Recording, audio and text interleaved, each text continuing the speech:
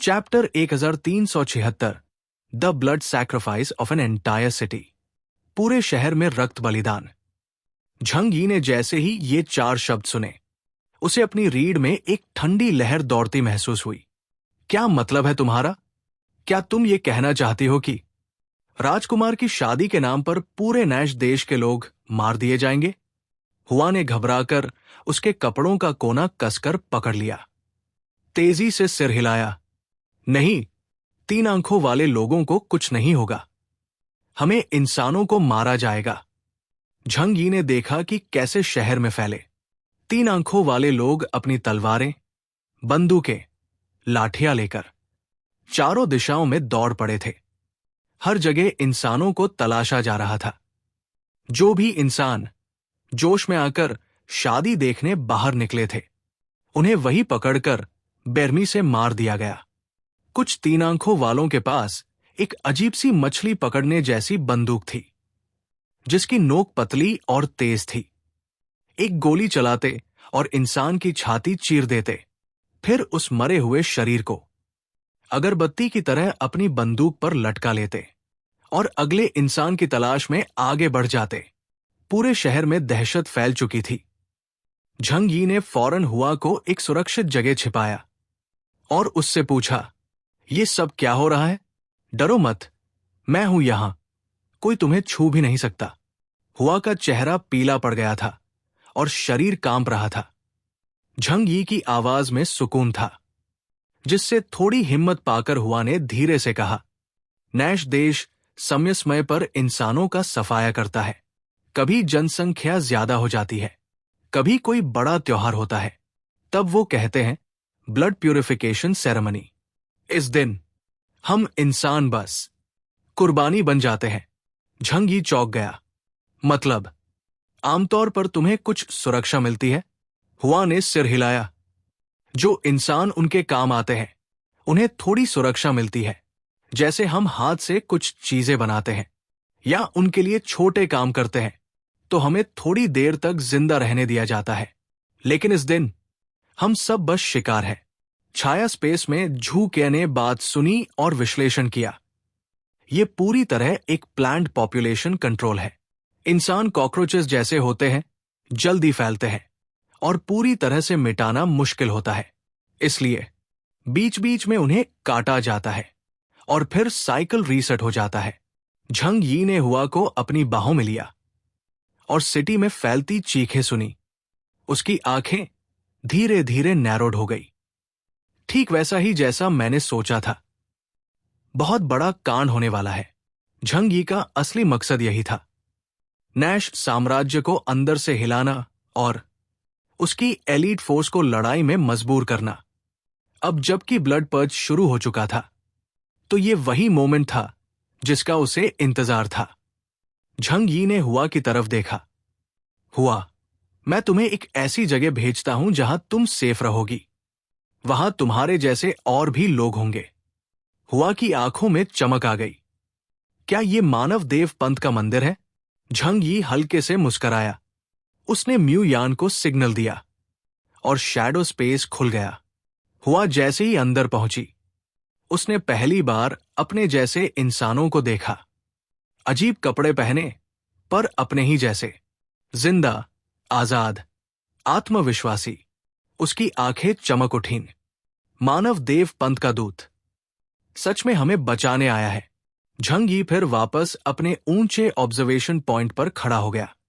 नीचे Nash empire में जो चल रहा था, उसे देखकर उसने बस इतना ही सोचा, इस दृश्य को धरती पर नरक कहना कोई अतिशयोक्ति नहीं होगी। पूरे नैश देश में 3 आंखों वाले लोग पागलों की तरह इंसानों का शिकार कर रहे थे। वो जमीन के हर छेद को खोद रहे थे, दीवारें तोड़ रहे थे, बीम उखाड़ रहे थे, बस किसी भी तरह छुपे इंसानों को ढूंढने के लिए। उनकी नजरों में इंसान चूहे जैसे हैं, छोटे और डरपोक, लेकिन तेज छुपने वाले।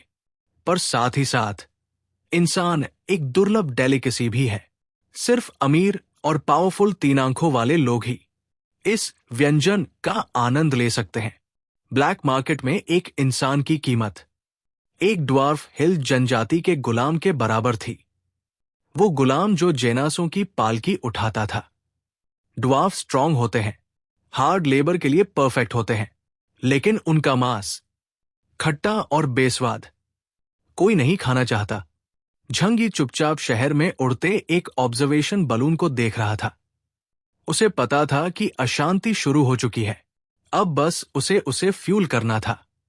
उसने एक साइलेंस्ड स्नाइपर राइफल निकाली, एक स्टेल्थ वेपन, वज्रा राइफल नहीं, क्योंकि इतनी ज्यादा पावर अभी जरूरी नहीं। झंगी ऊंचाई पर एक छत पर लेट गया। राइफल स्कोप में 3 आंखों वाले लोगों की हलचल दिख रही थी। टारगेट सिंपल था, जो दिखे वो मरे, भले ही इन 3 आंखों वालों की एक सभ्यता हो। पर वे झंगी की प्रजाति से नहीं थे। कोई इमोशनल हेजिटेशन नहीं था। पफ पफ पफ पफ, हर बार एक गोली, हर बार एक सिर। ये गोलियां आकार में छोटी थी, एक सुई जितनी पतली और एक चींटी के अंडे जितनी हल्की, लेकिन हर एक में जहर भरा हुआ था। इतना पावरफुल टॉक्सिन की सिर्फ 30 सेकंड में शरीर शट डाउन। पहले किसी को फर्क नहीं पड़ा, शायद गिर गया होगा, चूहों के पीछे भागते वक्त फिसल गया होगा, पर फिर बूम बूम बूम, एक के बाद एक 3 आंखों वाले लोग सड़क पर गिरे और मर गए। लोग हैरान थे। एक महिला जो फ्राइंग पैन से इंसानों को पीट रही थी, उसे जब समझ आया कि सामने वाला मर गया है, वो घबराकर चिल्लाई, किसी ने इसे मार दिया? क्या ये बाल रहित चूहे कर सकते हैं ऐसा? कोई बोला, असंभव है, ऐसे कमजोर जीव हमें कैसे मार सकते हैं? लेकिन जैसे ही वो व्यक्ति आगे बढ़ा, एक सुई सा दर्द उसके सिर में हुआ। उसने हल्के से छुआ, उंगलियों पर खून लगा था। उसे लगा, कुछ नहीं, शायद कीड़े ने काट लिया। 2 कदम चला, लड़खड़ाया और जोर से जमीन पर गिर पड़ा। झंगी ने स्कोप से देखा, राइफल रीलोड की और अपनी कोल्ड आवाज में बस इतना कहा, गेम शुरू हो चुका है। चैप्टर 1377, ह्यूमंस वर्सेस द 3-आइड ट्राइब। नैश कंट्री में मनुष्यों और 3 आंखों वाले लोगों के बीच युद्ध छिड़ चुका था। पर अगर सटीक कहें तो ये झांगी और बाकी बाहरी शक्तियों का टकराव था 3 आंखों वाली जाति के खिलाफ। धरती पर के सामान्य मनुष्य अब विरोध करने का साहस खो चुके थे। सालों से लगातार खाए जाने और आकार में भारी अंतर के कारण उनके अंदर लड़ने की हिम्मत बची ही नहीं थी। यहां तक कि अगर कोई 3 आंखों वाला उन्हें पकड़ ले तो वे डर से कांपते रहते। विरोध तो दूर, चिल्लाने तक की हिम्मत नहीं करते। लेकिन झांगी, झांगझू, गाओ चांगकोंग और राउंड टेबल के शूरवीर अलग थे। ये वे लोग थे जिनके पास सचमुच 3 आंखों वाले दिग्गजों से भिड़ने की शक्ति थी। नैश देश के अलग अलग हिस्सों में भीषण संघर्ष शुरू हो चुका था। सिर्फ झांग ही नहीं, बल्कि बाकी की टीमें भी मैदान में थी। फर्क सिर्फ इतना था, जहां झांग यी दूर से हमला करता असाधारण सटीकता के साथ, वही अन्य लोग आमने सामने के युद्ध में उलझे हुए थे। झांग यी का अंदाज शांत, सधा हुआ और अचूक था। जिसे मारना होता वो अंत तक नहीं समझ पाता कि हमला कहां से हुआ। वो 3 आंखों वाले किसी भी जीव के साथ कोई भेदभाव नहीं करता था, चाहे वे सैनिक हो या नागरिक, पुरुष हो या महिलाएं, बूढ़े हो या बच्चे, सब उसके लिए एक जैसे थे। झांग यी जान चुका था, अब ये युद्ध नैतिकता या इंसानियत का नहीं था, ये बस अस्तित्व का संघर्ष था। छाया स्थान, शैडो स्पेस में मौजूद क्योंगड़ा और उनके साथियों ने ये सब होते देखा। उन्होंने आग्रह किया, सर कैओस, हमें भी बाहर जाकर लड़ने दीजिए। ये पूज्य फैमिली के चुनिंदा योद्धा थे, दानव रसातल जैसी खतरनाक जगहों में झांग यी का साथ देने वाले। लेकिन झांग यी ने तुरंत मना कर दिया, तुम लोग अगर अभी बाहर गए तो मुझे दिक्कत होगी। अपना समय आएगा तब दिखाना अपनी ताकत। असल में झांग यी नैश देश की ताकत को परख रहा था। क्योंगड़ा जैसे योद्धा उसके लिए अंतिम हथियार थे, जिन्हें अराजकता फैलाने के लिए बचा कर रखा गया था। उधर क्योंगड़ा को लगा कि झांग यी उनकी सुरक्षा को लेकर चिंतित है और वे आभारी हो उठे। लेकिन झांग यी के लिए यह बस रणनीति थी, कोई भावनात्मक निर्णय नहीं। झांग यी खुद शिकार करने में मग्न था। हर एक गोली एक लक्ष्य, हर निशाना सटीक। वो कुछ गोलियां चलाता, फिर लोकेशन बदल देता, ताकि नैश कंट्री के शक्तिशाली लोग उसे ट्रैक न कर पाए। दूसरी ओर जमीन पर अंडरटेकर, गाओ चांगकोंग, लैंसलॉट और राउंड टेबल के शूरवीर 3 आंखों वाली जनजाति के युद्ध योद्धाओं से सीधा सामना कर रहे थे। केवल झांग यी था जो अब भी दूर से हमला कर रहा था, चुपचाप, घातक और निर्दयी। जल्द ही झांग यी के हाथों 1000 से ज्यादा 3 आंखों वाले मारे जा चुके थे। हर बार वो जगह बदल देता, हर बार नए ऊंचे स्थान से, हर बार नए शिकार की तलाश में। और अभी ये सिर्फ शुरुआत थी। झांग यी की शांति और सटीकता की तुलना में अन्य टीमें इस समय कठिनाई में थी। असल में वे भी नैश देश में छिपे हुए थे, हमले के सही मौके की तलाश में। पर जैसे ही पूरे शहर में रक्त बलिदान शुरू हुआ, 3 आंखों वाले लोग भूखे भेड़ियों की तरह इंसानों की तलाश में जमीन में गहराई तक खुदाई करने लगे। इससे टीमें छिपी नहीं रह सकी, उन्हें खुलकर सामने आना पड़ा। विशेषकर सांगजिया मंदिर के भिक्षुओं ने नैश साम्राज्य को सदैव दुष्ट माना है। जब उन्होंने देखा कि आम इंसानों को बेरहमी से मारा जा रहा है, तो वे चुप नहीं रह सके और युद्ध शुरू हो गया। हर दिशा में लड़ाई छिड़ चुकी थी।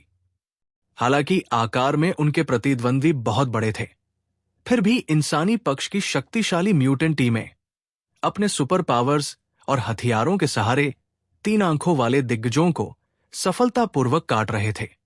हालांकि नैश साम्राज्य को ऐसे प्रतिरोध की उम्मीद नहीं थी। कुछ ही समय में उन्हें भारी नुकसान झेलना पड़ा, सैनिक और नागरिक दोनों। ये खबर पवित्र आत्मा मंदिर तक पहुंच गई। एक विशाल और भव्य महल के भीतर एक युवा दिखने वाला 3 आंखों वाला प्राणी सिंहासन पर बैठा था। उसकी लंबी हरी पूंछ बाई और आर्मरेस्ट से लटक रही थी। वो चुपचाप बैठा था, एक हाथ में अपना चेहरा टिकाए और नीचे झुके हुए सेनापति की रिपोर्ट सुन रहा था। पूरे शहर में चल रहे रक्त बलिदान के दौरान महाराज, हम पर वुक्सियाओं चूहों ने जवाबी हमला किया। कुछ बेहद शक्तिशाली थे। वे कवच में थे और घातक हथियारों से लैस। उन्होंने हमारे सैनिकों को भारी नुकसान पहुंचाया। उसके सामने झुका कमांडर जमीन पर घुटनों के बल बैठा था। हालांकि उसका शरीर विशाल था, लेकिन वो अब भी सिंहासन पर बैठे राजकुमार अंद्रेट से छोटा ही लगता था। राजकुमार अंद्रेट सामान्य 3 आंखों वाले लोगों से आकार में छोटा था, केवल 5 मीटर लंबा, लेकिन वो अधिक पतला, संतुलित और खतरनाक रूप से तेज। उसकी उपस्थिति में एक अजीब शांति थी, शांति जो केवल घातक आत्मविश्वास से आती है। नैश साम्राज्य की शाही वंशावली विशेष थी। छोटा कद, अधिक शक्ति। अंद्रेट का नाम बचपन से ही प्रसिद्ध था। 7 वर्ष की उम्र में उसने अपने कई मार्शल आर्ट गुरुओं को पराजित किया था। वो अब अपने हाथों में एक काली लड़ाकू वर्दी, जिसे इंसानों ने पहना था, उलट पलट कर देख रहा था, बिल्कुल जैसे कोई शेर अपने पंजों के बीच एक मरे हुए चूहे को देखता है। दया नहीं, सिर्फ जिज्ञासा। फिर उसने बाई ओर खड़े जू जोंग की ओर देखा। सफेद बालों वाला एक वृद्ध, झुका हुआ शरीर, जो नैश देश के राष्ट्रीय पुस्तकालय का प्रमुख था। जूजोंग, क्या तुमने पहले ऐसे किसी वुई चूहे के बारे में सुना है? जूजोंग ने चश्मा ठीक किया और सिर झुकाते हुए बोला, महाराज, कई वर्ष पहले ये चूहे हमारे अधीन थे। इन्होंने बलिदान देकर हमसे शक्ति मांगी थी। हमने उन्हें 3 आंखों वाले लोगों की शक्ति दी और उन्होंने हमसे लड़ने के लिए हथियार चलाना सीखा। आज वे हमारे लिए काम करते हैं। लेकिन वो झांककर अंद्रेट के हाथ में पकड़ी वर्दी की ओर देखने लगा। इस तरह की वर्दी का कोई उल्लेख इतिहास में नहीं मिलता। शायद मुझे पुस्तकालय में जाकर और गहराई से देखना होगा। अंद्रेट ने वो वर्दी धीरे धीरे उंगलियों से खींची। वो उसके लिए किसी खिलौने के कपड़े की तरह थी। ओह, कोई बात नहीं, तुम अपनी जांच जारी रखो, मुझे इन चूहों में दिलचस्पी है। फिर उसने हाथ हिलाकर नीचे बैठे कमांडर की ओर संकेत किया। अब मेरी शादी का समय है, मुझे शहर में शांति चाहिए। जनरल किलेदुआन को बुलाओ और कहो कि इन बेवकूफ चूहों को खत्म कर दे। अध्याय 1378 दी ग्रेट आर्मी। राजकुमार एनलेट सिंहासन से उठे और शांत चाल में पवित्र आत्मा मंदिर की ऊपरी मंजिलों की ओर बढ़े। उनके पीछे एक नपुंसक दरबारी बोला, महाराज एनलेट, मिस जेनासो आपकी प्रतीक्षा कर रही है। एनलेट ने उसे एक ठंडी नजर से देखा और शांति से उत्तर दिया, उसे प्रतीक्षा करने दो, मुझे उससे प्रेम नहीं चाहिए, बस एक ऐसी औरत चाहिए जो मुझे राजा बना सके। फिर वो आगे बढ़े, एक धीमी मुस्कान के साथ बोले, जब मैं सभी पवित्र पदार्थों को आत्मसात कर लूंगा तो मैं भी उन योद्धाओं जैसा बन जाऊंगा जिनका नाम इतिहास में दर्ज है, और फिर मैं इस गुंबद के बाहर की दुनिया को देखूंगा। नपुंसक ने सिर झुकाया। आप 1000 वर्षों में सबसे महान राजा बनेंगे, महाराज। पवित्र आत्मा मंदिर की ऊपरी मंजिल। एनलेट एक गोलाकार गलियारे से होते हुए मंदिर की सबसे ऊपरी मंजिल पर पहुंचे। जैसे ही उन्होंने एक विशाल कांस्य दरवाजा खोला, उनकी आंखों के सामने चमकदार लाल रोशनी फैल गई। एक विशाल वेदी के ऊपर एक लाल रत्न हवा में टिका हुआ था, जो बलिदान की भावना का स्रोत था। क्या ये वही पौराणिक बलिदान की आत्मा है जिसके बारे में किताबों में लिखा है? नपुंसक बोला, हाँ महाराज, यही वो वस्तु है जिसके बल पर हमारे पूर्वजों ने नैश साम्राज्य की स्थापना की थी। अब इसके विषैले तत्वों को शुद्ध कर दिया गया है, इसे दासों पर परखा जा चुका है। एनलेट ने रत्न को छूने के लिए हाथ बढ़ाया। उसकी ऊर्जा महसूस करते ही उसकी आंखों में प्यास सी चमक गई, लेकिन अगले ही पल वो पीछे मुड़ा। जब तक मैं आत्मसात की प्रक्रिया पूरी नहीं कर लेता, तब तक कोई मुझे परेशान न करे। जो मेरी साधना में बाधा डालेगा, मारा जाएगा। नपुंसक ने डरते हुए सिर झुका लिया और जल्दी से बाहर चला गया। दरवाजा भारी आवाज के साथ बंद हो गया। दूसरी ओर नैश देश में 3 आंखों वाली जनजाति और इंसानों के बीच युद्ध तेज होता जा रहा था। अब पहली बार 3 आंखों वाले लोगों को उन मनुष्यों से कड़ा प्रतिरोध मिला जिन्हें वे आज तक केवल भोजन मानते आए थे। मानव जाति के सबसे शक्तिशाली योद्धा अंडरटेकर और उनके भिक्षु, गाओ चांगकोंग और गरुड़ योद्धा, लैंसलॉट और राउंड टेबल के शूरवीर, तीनों जातियों की सेना से आमने सामने टकरा रहे थे। और वहीं अंधेरे में छिपा हुआ झांगी हर शॉट पर एक जान लेता जा रहा था। बिना देखे, बिना सुने, बिना पकड़े गए 3 आंखों वाले योद्धा अपने विशाल आकार और क्रूर हथियारों से तो लैस थे, पर मनुष्यों के पास थे अत्याधुनिक लड़ाकू सूट, उच्च दक्षता वाले हथियार और युद्ध का अनुभव। अब युद्ध का रुख बदल रहा था। जहां पहले मनुष्य शिकार थे, अब वे शिकारी बन चुके थे। प्रति नरसंहार शुरू हो गया था। राउंड टेबल के शूरवीरों की ओर से रामिन परिवार के निजी सैनिक और भाड़े के योद्धा बड़ी प्रसन्नता और निर्ममता के साथ युद्ध में उतर चुके थे। वे भारी हथियारों से लैस थे और अपने सामने खड़े विशाल 3 आंखों वाले दानवों को गिरते देख गर्व से भर उठे। हाँ, ये बस थोड़े बड़े हैं, लेकिन अंदर से हमारे जैसे ही है। कौन सी भूमिगत सभ्यता, ये तो बस कुछ जंगली आदिम है। उन्हें खत्म कर दो। पिछले नरसंहारों की यादें, जहां उन्होंने मनुष्यों को पशुओं की तरह मारा था, अब इन सैनिकों के लिए आक्रोश बन गई थी। कोई दया नहीं, कोई करुणा नहीं। यहां तक कि अगर सामने कोई छोटा बच्चा या गर्भवती स्त्री होती, वे झिझकते नहीं थे। पफ पफ पफ गोलियों की बौछार हर दिशा से होने लगी। तीन आंखों वाले योद्धा चाहे जितने भी विशाल हों, परंतु एक दर्जन आधुनिक असॉल्ट राइफलों की संयुक्त आग के सामने वे भी टिक नहीं सके। Boom, boom, boom. उनकी विशाल लाशें पहाड़ों की तरह गिरती रहीं और सड़कों पर अफरातफरी मच गई। अब भूमिगत शिकारियों के चेहरों पर भय की लकीरें थी। वे समझ नहीं पा रहे थे कि ये बाल रहित चूहे अचानक इतने शक्तिशाली कैसे हो गए। आग और तबाही। ऊपर की छतों से कुछ योद्धा आगजनी करने लगे। नैश की आदिम इमारतें लकड़ी, पत्थर और पुआल से बनी हुई जलने लगी।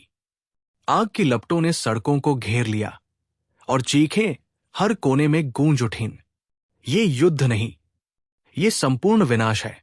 यहां अब दया के लिए कोई स्थान नहीं बचा है। ये संघर्ष जातीय युद्ध बन चुका था।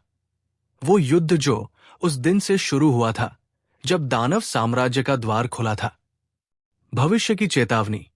यदि इन्हें अब रोका नहीं गया तो ये जल्द ही हिम प्रदेश तक पहुंच जाएंगे, और तब हिम प्रदेश भी इस दहशत और मृत्यु से अछूता नहीं रहेगा। यहां केवल दो विकल्प है, या तो वे बचेंगे या हम। पूरे शहर की धरती हिलने लगी। सैनिकों के पैर नीचे की ओर देख रहे थे। जमीन की धूल धीरे धीरे कांपने लगी थी। पास की नालियों में जमा रक्त भी हिलने लगा था। एक सैनिक ने सिर उठाया और देखा। लाल रक्त और धुएं के बीच काले धातु के कवच में ढके राक्षसों की एक सेना उभर रही थी। वे सामान्य तीन आंखों वाले योद्धा नहीं थे। ये नैश देश की शाही सेना थी। सबसे घातक योद्धा। काले कवच, समरूप चाल, भारी भाले, संकल्प और क्रोध। ये थे वही 5000 शाही सैनिक जिनकी वीरता नैश साम्राज्य की रक्षा की रीढ़ मानी जाती थी। जब उन्होंने अपने नागरिकों को हारते देखा, उनकी आंखों में आग भड़क उठी। एक सैनिक आगे बढ़ा, अपना भाला उठाया और एक मानव सैनिक को निशाना बनाकर फेंका। शुअव! भाले की नोक ठंडी रोशनी में चमकी और छपाक सीधे उसकी गर्दन के पार निकल गई। यह संकेत था कि अब युद्ध दूसरे चरण में प्रवेश कर चुका है। अब मैदान में केवल गुस्साए सैनिक नहीं है। अब मैदान में नैश साम्राज्य का शाही बल आ चुका है। अध्याय 1379। नैश राष्ट्र के जनरल किलिदुओ। तीन आंखों वाले सैनिक ने भाला बंदूक जैसी एक डिवाइस का इस्तेमाल किया। एक पतला कांटेदार हुक उसके थूथन से निकला और सीधा सैनिक की गर्दन में जा घुसा। फिर एक स्विच दबते ही वो हुक उसके शरीर के साथ वापस खिंच गया। ये हथियार विशेष रूप से मनुष्यों का शिकार करने के लिए डिजाइन किया गया था। इस समय तलवारें, बंदूकें, लाठियां और डंडे पर्याप्त नहीं थे। मानव सैनिकों को यह समझ में आ गया था, अब असली परीक्षा शुरू हो चुकी है।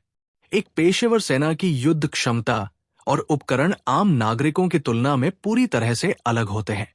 मार डालो आहें। अब बातों की कोई जरूरत नहीं थी। दोनों सेनाएं, एक बड़ी और एक छोटी, सीधे एक दूसरे से टकरा गई। इस सीधी मुठभेड़ में मानव पक्ष के कई बेहतरीन सैनिकों को गहरी क्षति पहुंची, जैसा कि झांग ये पहले ही देख चुका था। हालांकि मनुष्यों के पास परिष्कृत हथियार थे, लेकिन जो सैनिक विशिष्ट हथियार नहीं ले जा सकते थे, वे केवल अपने आग की जड़ों, गोलियों पर भरोसा कर रहे थे। ये सामान्य गोलियां तीन आंखों वाले सैनिकों के आदिम धातु कवच को भेद नहीं पा रही थी। अधिकतर गोलियां उनके घुटनों पर लगती थी, जिससे वे दर्द के कारण झुक जाते थे, लेकिन मरते नहीं। प्रत्येक तीन आंखों वाला सैनिक कम से कम एक उन्नत म्यूटेंट के बराबर था। उनका कौशल सूचकांक 3000 अंकों से ऊपर था, और जिनके पास वूशियाओं की तरह महाशक्तियां थी।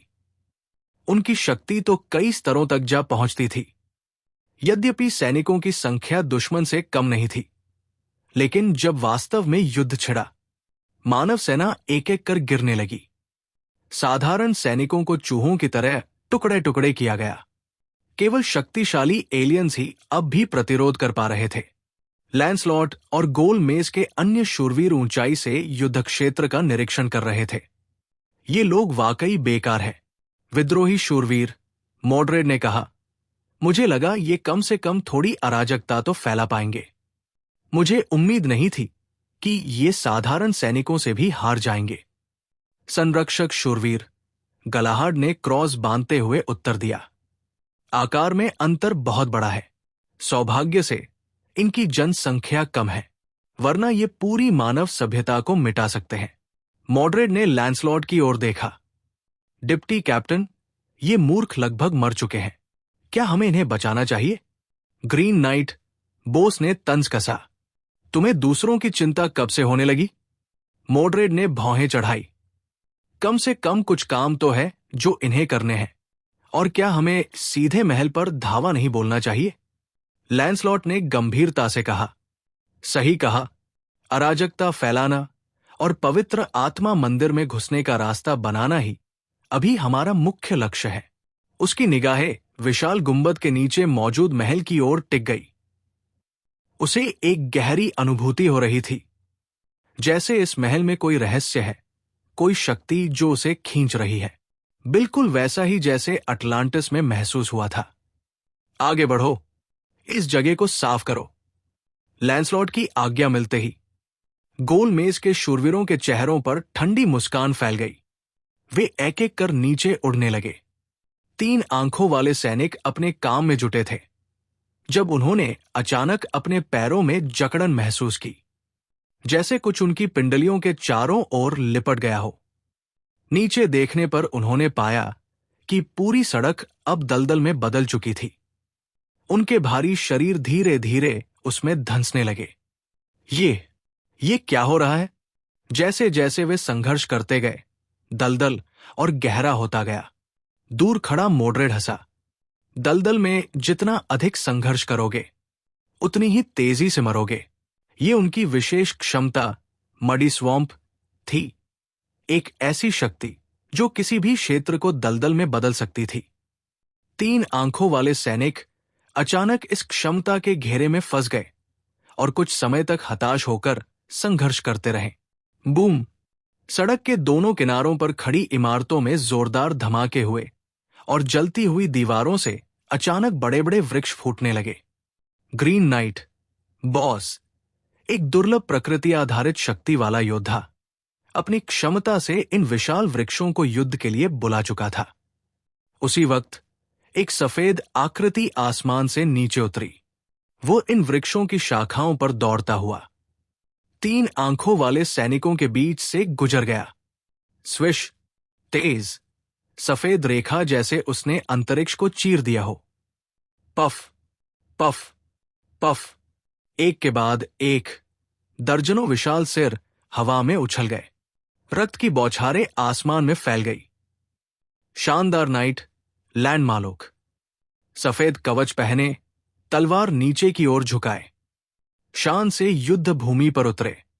उनकी तलवार से टपकती रक्त की बूंदें जैसे किसी दुश्मन की नियति का प्रतीक थी। अब जब राउंड टेबल के शूरवीर मैदान में उतर चुके थे, युद्ध का पलड़ा तेजी से मानव पक्ष की ओर झुकने लगा। ये वे योद्धा थे जो मानवता की सबसे उच्च स्तरीय लड़ाकू शक्ति का प्रतिनिधित्व करते हैं। 3 आंखों वाले सैनिकों में घबराहट फैल गई। कुछ ने स्थिति की गंभीरता को भांपते हुए फ्लेयर गन निकाली और आकाश में दाग दी। बैंगनी और पीली चमक की वो आतिशबाजी अंधकारमय आसमान में बहुत दूर तक दिखाई दी। ये एक इमरजेंसी कॉल थी। जो सैनिक अभी तक दूसरी सड़कों पर तैनात थे, वे तुरंत यहां की ओर दौड़े।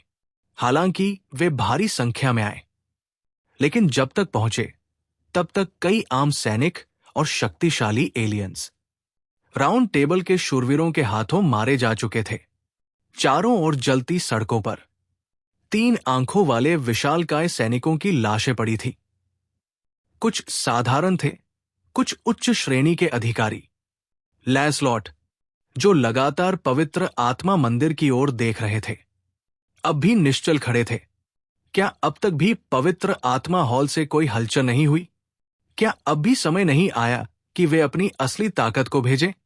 उनके शब्दों का जवाब शायद उस दृश्य में छिपा था जो सामने आया। टकराना, टकराना।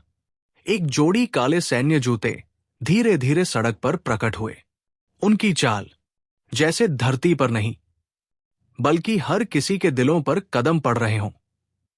लैंसलॉट ने गंभीर निगाहों से सिर उठाया।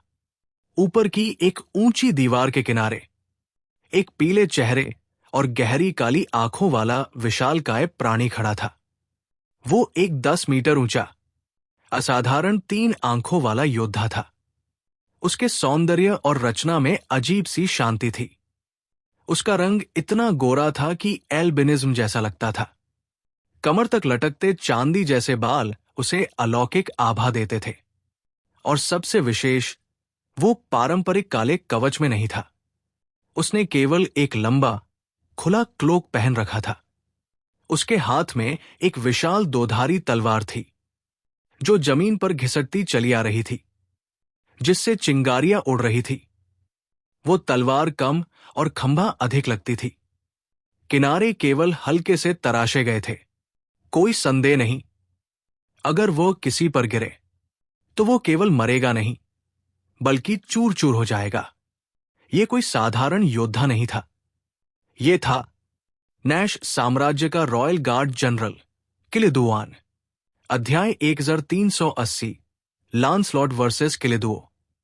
किलिदुआन की उपस्थिति ने वहां मौजूद सभी लोगों को एक असामान्य दमनात्मक दबाव का अनुभव कराया। ये उस प्रकार का भारीपन था जो केवल महाशक्तिशाली अस्तित्वों के बीच की आभा भिन्नता से उत्पन्न हो सकता है। सिर्फ एक को छोड़कर, वो व्यक्ति जो सदैव स्वयं को सामान्य और निर्दोष दिखाने का प्रयास करता रहा था, झांगी किलिदुआन सड़क के बीचों बीच एक अचल मूर्ति की तरह खड़ा रहा। उसकी नजर जमीन पर बिछी 3 आंखों वाले सैनिकों की लाशों पर पड़ी। फिर उसने देखा राउंड टेबल के शूरवीरों को, जो उन लाशों के ऊपर खड़े थे। उसके चेहरे पर घृणा की एक रेखा उभर आई। तो कीड़ों में भी अब योद्धा पैदा होने लगे हैं। मैंने तो पहले ही कहा था, इन घिनौने जीवों को जिंदा नहीं छोड़ा जाना चाहिए। किलिदुआन ने अपनी विशाल तलवार उठाई और ठंडे स्वर में आगे की ओर एक झटका दिया। वो तलवार जादुई नहीं थी। उसमें कोई तेज रोशनी, कोई अदृश्य शक्ति नहीं थी। लेकिन श्रा, उसकी गति और बल इतने तीव्र थे कि हवा चीखने लगी और आसपास की इमारतें उखड़कर धराशायी हो गई। लैंसलॉट ने उस ऊर्जा को महसूस करते ही चेहरा गंभीर कर लिया, लेकिन उसकी आंखों में एक विचित्र, चंचल मुस्कान तैर गई। आखिरकार कोई दिलचस्प विरोधी आया भी। उसने गगनभेदी गर्जना की और उसके हाथ में एक काली तलवार प्रकट हुई। उसके पैरों के नीचे काली ज्वाला उठी, जैसे नरक का एक दानव अपने रूप में प्रकट हो रहा हो। पूरे शरीर पर ये ज्वालाएं चक्कर लगाने लगी। स्विश! लैंसलॉट ने अपनी 2 हाथ वाली तलवार घुमाई। सीधा टकराव किलिदुआन की विशाल तलवार से। बूम! टकराव इतना तीव्र था कि आसपास की इमारतें ध्वस्त होकर चारों ओर बिखर गई। ये टकराव सामान्य नहीं था। किलिदुआन योग्यता सूचकांक 19,000, लैंसलॉट उपनेता, न्याय का शूरवीर 18,000। ये दोनों अपनी अपनी जातियों के शीर्ष योद्धाओं में गिने जाते थे। बाकी राउंड टेबल शूरवीर पीछे हट गए। इस स्तर के युद्ध में शामिल होना मौत को गले लगाने जैसा था। इधर किलिदुआन की टुकड़ी भी धीरे धीरे इलाके को घेर रही थी। उनमें से एक 10 मीटर ऊंचा सेनापति, चमचमाता हुआ चांदी का कवच पहने, विशाल युद्ध कुल्हाड़ी थामे, धीरे धीरे आगे बढ़ रहा था।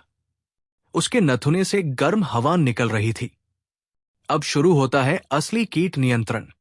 ये था इप्सिलोन स्तर का उत्परिवर्ती। इस बीच लैंसलॉट और किलिदुआन की टक्कर निर्णायक रूप ले रही थी। किलिदुआन की विशाल तलवार हर बार घातक आघात करती। हवा में कंपन, जमीन में दरारें। एक वार को लैंसलॉट ने छलांग लगाकर टाल दिया, लेकिन उसके होठों से खून की एक पतली धार खंडहर पर गिरते ही बह निकली। केवल एक टकराव और उसे अंदर से नुकसान हो गया था। 3 आंखों वाले प्राणी का बल मानव शरीर की सीमाओं से परे था। लैंसलॉट को उसकी कीमत चुकानी पड़ी, लेकिन उसके चेहरे पर कोई भय नहीं था, बल्कि एक दीप्तिमान उत्साह। वो स्वाभाविक योद्धा है, उसकी आत्मा युद्ध में प्रज्वलित होती है, और अब वो पहली बार भूमिगत दुनिया की रहस्यमयी जाति से लड़ रहा था। उसके हृदय की गति आनंद और उत्तेजना से कंपन करने लगी। ये वो क्षण था जब एक सच्चा योद्धा जन्म लेने जैसा अनुभव करता है। बग, तुम्हें मुझे नीची नजर से देखने की अनुमति किसने दी? किलिदुआन ने उसे ठंडी नजर से देखा और अपनी तलवार से फिर से हमला किया, और एक तलवार से अपने सामने के खंडहर को आसानी से समतल कर दिया। उसकी तलवार से प्रचंड हवा चल पड़ी और हवा के झोंकों ने लैंसलॉट को अपनी चपेट में ले लिया, जिससे उसके लिए जमीन पर पैर रखना मुश्किल हो गया। लेकिन फिर भी उसने अपने पैर जमीन में गड़ा दिए, जिससे 2 गहरे गड्ढे बन गए।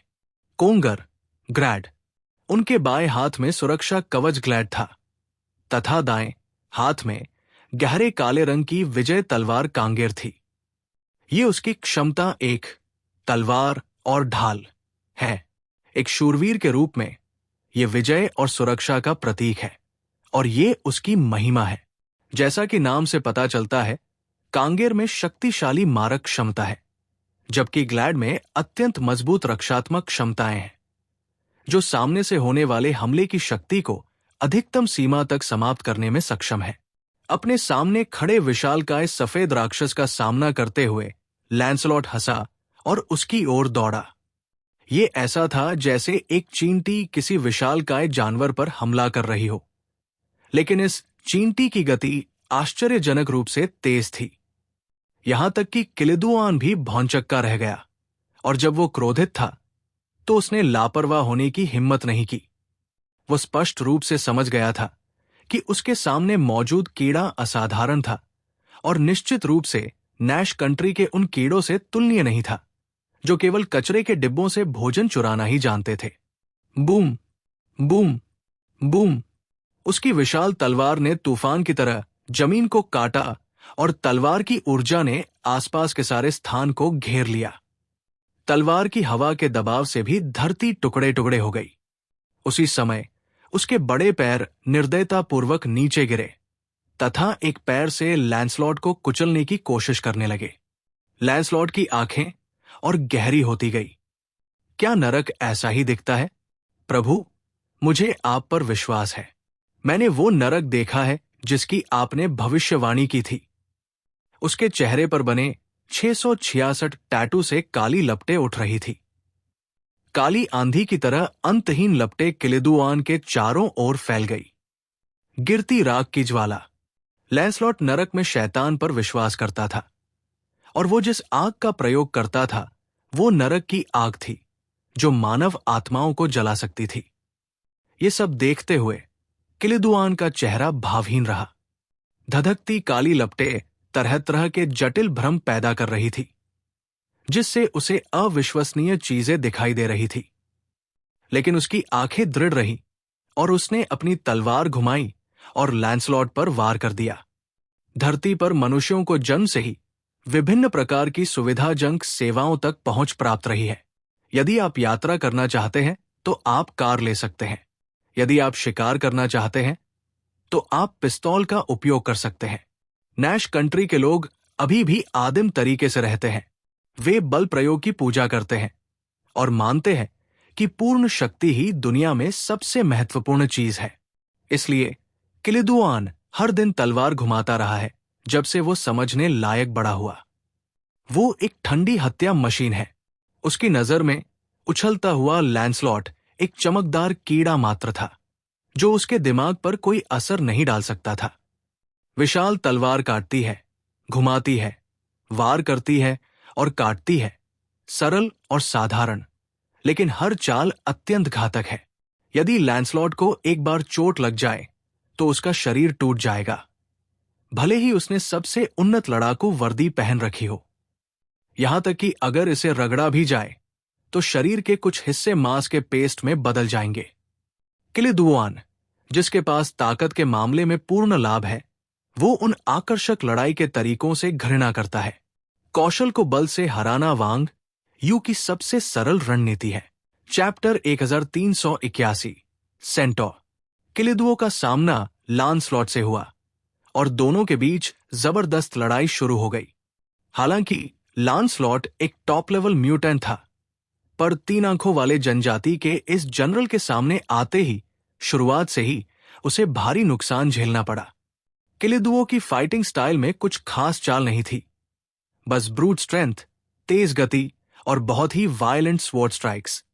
हर बार जब वो वार करता, एक तूफान उठ खड़ा होता और लांसलॉट, जो पूरी ताकत से लड़ रहा था, उसके हमलों की कोई कमजोरी पकड़ नहीं पा रहा था। फिर भी वो पीछे नहीं हटा। उसने अपनी तलवार उठाई और पूरे जोर से किलिदुओं पर वार करने लगा। बूम! किलिदुओं की विशाल तलवार लांसलॉट की शील्ड ग्लेड से टकराई। इतना जोरदार टकराव था कि चारों ओर जमीन हिल गई और शॉकवेव मीलों दूर तक फैल गई। आसपास की जमीन एक बड़े क्रेटर में बदल गई थी। लांसलॉट हवा में पीछे फेंका गया, लेकिन उसने अपनी शील्ड के जरिए एनर्जी को एब्जॉर्ब करके खुद को बचाया। उसका हाथ सुन्न हो चुका था और वो हल्के से फुफकारा। क्या यही इन दानवों की ताकत है? वाकई में ये जाति बहुत ही डरावनी है। उसकी आंखें और भी ज्यादा सतर्क हो गई। धूल के बीच से किलिदुओ एक सफेद देवता जैसे जायंट के रूप में सामने आया। उसके चेहरे पर न कोई इमोशन था, न दया, जैसे वो खुद मौत का देवता हो। लांसलॉट के होठों से खून बह रहा था, फिर भी वो ऊपर देखते हुए जोर से हंसा। मैं नर्क का वो शूरवीर हूं जो स्वर्ग से गिरा है। मैं अपने खून से बगावत का झंडा रंग दूंगा। जब फरिश्तों के पंख टूटेंगे और वो धरती पर गिरेंगे, मैं तब भी प्रलय का गीत गाऊंगा। उसकी बॉडी से एक तेज एनर्जी निकली। Skill knights hymn of hell activate हो गया। लांसलॉट के चारों ओर इन्फर्नल फ्लेम्स टॉर्नेडो की तरह घूमने लगी। उसके पैरों से उठती काली धुंध शरीर के चारों ओर लिपटी और उसकी स्किन पर रहस्यमय पैटर्न्स उभरने लगे। ये फ्लेम्स उसकी इंजरीज को हील कर रही थी और वो पहले से कहीं ज्यादा स्ट्रांग बनता जा रहा था। उसने अपनी विक्ट्री स्वॉर्ड को सीधा किलिदुओं की तरफ ताना, गर्जा और काली लपटों में लिपटा हुआ हमला करने दौड़ा। दूसरी ओर राउंड टेबल के नाइट्स पहले से ही किलिदुओं के कमांड में लड़ रही मौर्विया एम्पायर की सेना से टकरा चुके थे। उनकी ताकत और दबाव दूर से भी साफ महसूस किया जा सकता था। झंग यी ने अपने कंधे पर स्नाइपर राइफल टिकाई और हल्के से भौहें सिकोड़ते हुए युद्ध क्षेत्र की ओर देखा। बैरियल मास्टर, गाओ चंगकोंग और बाकी लोग भी देख रहे थे। इस समय दुश्मन पर ध्यान केंद्रित कर मदद करना ही सबसे सही तरीका लगता था। लेकिन इंसानों की फितरत है, हमेशा पहले अपना सोचते हैं। गाओ चंगकोंग ने सेक्रेड सोल टेम्पल की तरफ देखा और बोला, जब लांसलॉट 3 आंखों वालों का ध्यान खींच रहा हो, ये हमारे लिए मौका है अंदर घुसने का। हमें उसी सोर्स की तलाश करनी है। चेन जियाओजंग ने पूछा, तो फिर बथु का क्या? वो झंग यी के पास है, अगर उसे कुछ हुआ तो? गाओ चंगकोंग मुस्कुराया। झंग यी समझदार है, उसे पता है कि बथु की वैल्यू तभी है जब वो जिंदा हो। मरा हुआ बथु हमारे किसी काम का नहीं। जब हम मंदिर से ट्रेजर हासिल कर लेंगे तो मैं उसकी कीमत चुका दूंगा। चेन ने सिर हिलाया, अब कोई सवाल नहीं था। गाओ चंगकोंग ने पीछे मुड़कर एक्साई एजडा परिवार के उन सैनिकों को देखा जो बैटलफील्ड की सफाई कर रहे थे। उसने सैनिक नेता नीमा से कहा, अगली बार तुम्हें यहां जितना ज्यादा हो सके उतना नॉइज मचाना होगा। जितना ज्यादा डिस्ट्रैक्शन उतना बेहतर, समझे? नीमा ने गंभीरता से सिर हिलाया। उसे पता था कि वो और उसके लोग एक बेट की तरह इस्तेमाल होंगे, लेकिन एक वफादार एक्साई एजडा वंशज होने के नाते वो अपने मिशन को लेकर पूरी तरह स्पष्ट था। वो पलटा और गरजते हुए बोला, यहां मौजूद हर 3 आंखों वाले को मार डालो, किसी को जिंदा मत छोड़ो। सारे घर जला दो और इन क्रीचर्स को दिखाओ कि हम इंसान कितनी बड़ी पावर रखते हैं। चारों ओर से एक के बाद एक सहमति की आवाजें उठीं और गाओ चंगकोंग ने गुमैन और चेन जियाओजिंग को साथ लिया और वहां से तेजी से निकल गया। रास्ते में वे नैश सैनिकों को चकमा देते हुए ऊपर स्थित होली स्पिरिट टेम्पल की तरफ बढ़े। यहां से देखा जाए तो एक जटिल पत्थरों का पुल पार करते हुए एक लंबा और संकरा कॉरिडोर दिखाई देता है, जो ऐसा लगता है जैसे हवा में बना हो। उसी कॉरिडोर के अंत में है होली स्पिरिट टेम्पल का एंट्रेंस। लेकिन जैसे ही गाओ चंगकोंग ने टेम्पल में घुसने की तैयारी शुरू की और बाकी जगहों पर केओस फैला हुआ था, तभी उस संकरे समलंबाकार कॉरिडोर में कोहरे के छोर पर 4 विशाल घोड़ों के खुर काले पत्थरों पर चलते हुए सामने प्रकट हुए। वो था एक लंबा सेंटोर, जिसका निचला शरीर एक युद्ध घोड़े जैसा और ऊपरी हिस्सा 3 आंखों वाले प्राणी जैसा था। उसके पूरे शरीर पर चांदी ग्रे रंग का आर्मोर था और उसके सिर पर मुड़े हुए सींगों वाला हेलमेट पहना हुआ था। उसकी मजबूत भुजाएं ऐसे लग रही थी जैसे किसी दरवाजे के खंभे हों, और कंधे पर लटक रहा था एक लंबा वॉर स्पेयर। जैसे ही वो सामने आया, उसके चारों ओर की हवा जैसे रुक सी गई। गाओ चंगकोंग और उसके साथी गुमैन व चेन जियाओजिंग को उसके आसपास एक गहरी ऑरा ऑफ डेथ महसूस हुई। अगर कोई बहुत सारे लोगों को मार चुका हो तो उसके शरीर से एक खास तरह की मर्डरस ऑरा निकलती है। ऐसी चीज को देखा या सूंघा नहीं जा सकता, लेकिन हर कोई उसे महसूस कर सकता है। कहा जाता है कि हर जीव जब मरता है तो उसके शरीर से एक बायोलॉजिकल हार्मोन निकलता है, जो बाकी साथियों को खतरे से सावधान करता है। तो फिर मुझे नहीं पता मेरे सामने खड़े इस प्राणी ने कितनों को मारा होगा। वो धीरे धीरे आगे बढ़ा और गाओ चंगकोंग तथा उसके साथियों की ओर एक मॉकिंग गेज से देखने लगा। सच में ऐसे कीड़े भी हैं जो होली स्पिरिट टेम्पल पर कब्जा करने की हिम्मत रखते हैं।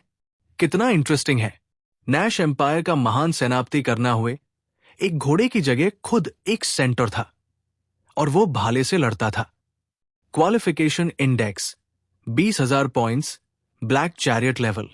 गाओ चंगकोंग की आंखें संकुचित हो गई।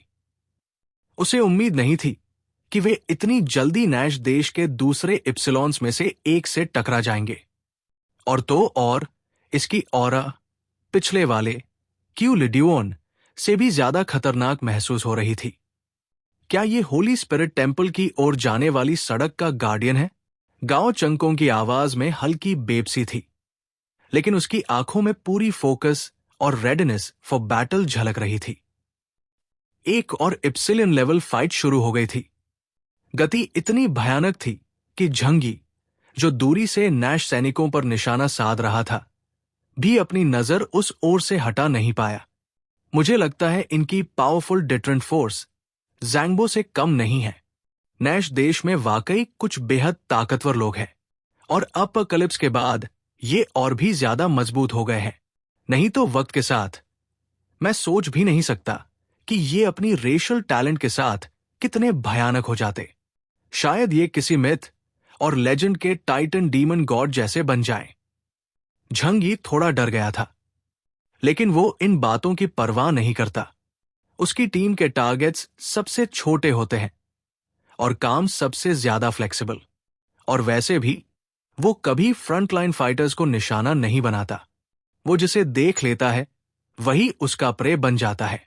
अब झंगी, गाओ चंगकोंग, लांसलॉट और बाकी साथियों को नैश की ताकत को टेस्ट करने दो, और जब सही मोमेंट आएगा तब झंगी अपनी चाल चलेगा।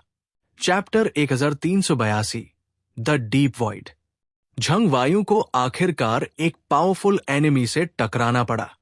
बुद्ध के नाम पर हत्या करने वाले ज़ांगफू, संगजिया मंदिर के मंक्स और उनके साथ यशे लंगताई परिवार के प्राइवेट सोल्जर्स ने नैश एम्पायर के मिडिल क्लास के साथ मिलकर 3 आंखों वाले लोगों का सामूहिक कत्ल शुरू कर दिया।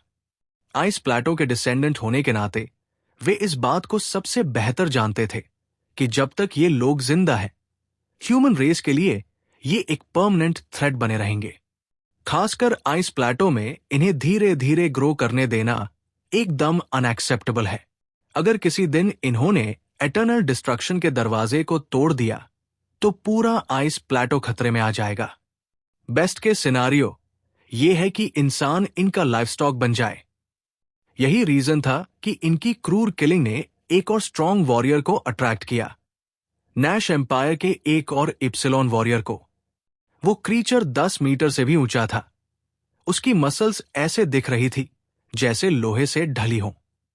उसके माथे की तीसरी आंख हर डायरेक्शन में स्कैनिंग कर रही थी। लाल बाल हर तरफ बेतहाशा उड़ रहे थे और पूरा शरीर जलती हुई आग की तरह ब्लेजिंग था। चेहरे पर डिस्गस्ट के साथ वो जमीन पर आया जहां झंग वायु और बाकी लोग मौजूद थे। जल चुकी सड़कों और गिरे हुए 3 आंखों वाले सोल्जर्स को देखकर उसने थूक दिया, इतने बेकार हो तुम लोग। इंसान होकर भी कैटल से हार गए, इंसान कहलाने लायक भी नहीं हो।